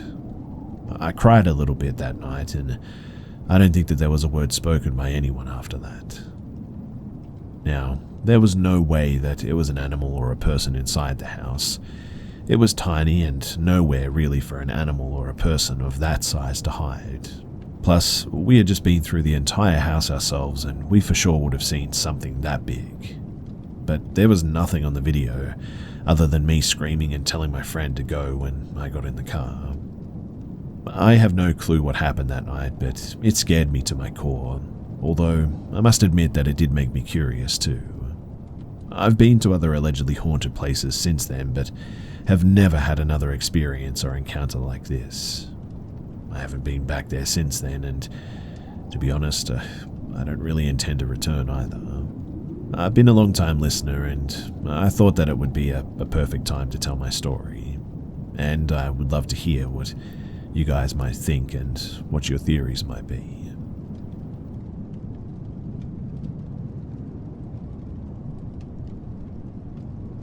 So it was about 8:30 p.m, and while taking out the trash at work with a co-worker or roommate, a large dog approached us at some point. But the strangest thing is that it seemed to be like, I don't know, galloping almost. It wasn't walking normally like an animal should. Despite the many surrounding lights, the dog appeared to be entirely black as well. It was sort of silhouetted just enough that you could see its muscle definition, but not much more. I could also see a slight reflection in its eyes, and it seemed to lack a shadow as well, I think. My roommate and I, upon noticing this, both expressed having different experiences and visions of the dog though. When I initially saw the dog, I interacted saying, "Oh, dog," in excitement. For me, I proceeded to sit entirely still on the cement, staring like a statue. What I saw was a large, fluffy black dog, lazy ears, similar to a Newfoundland dog. My roommate expresses seeing the dog as a large, very muscular, aggressive-looking black dog that stood rigid the entire time, staring like it wanted to attack us. It was sort of haired, muscled, and had pointed ears. I jokingly stated that the dog looked like a skinwalker, not really anticipating that anything would happen. But then we immediately felt a wave of dread fall over us. Something was wrong. We both saw the dog's jaw open, almost as if it was about to bark at us, and then we heard a distant yet extremely clear, high-pitched "come here." The dog immediately turned to take off. We turned around the corner. The creature was unreasonably far up the road for the short amount of time that it was not being observed. It was wobbling too, crossing its paws, walking oddly. When it turned left around the corner, it seemed to nearly stand up on its hind paws as well, like on two legs, just before passing around and out of sight. The rest of the night too was just as interesting. We had trouble with certain objects slightly moving place, nudging a bit, settling again. It quickly became more aggressive as well, but then, just as we were about to leave, we heard a loud and persistent knocking coming from the front of the store. We had a brief look, but we quickly went to our cars upon hearing it. It was such a weird night that we just thought that we should get out of there. On the drive home, I tried to blast music and ignore what I had just seen, but I heard a whispering coming from my back seat. I couldn't quite make out any of the words, but it just sounded like whistling almost.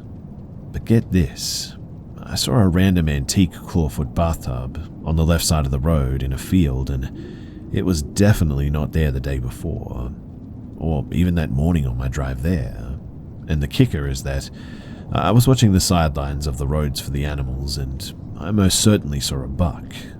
He was leading out in front of the road, a good 50 feet ahead. I slammed on my brakes, but when I got closer, it was merely a bush. I have a hard time explaining any of this, and perhaps I was just paranoid, but everything that happened that night was really weird, strange, and I don't know how to explain any of it.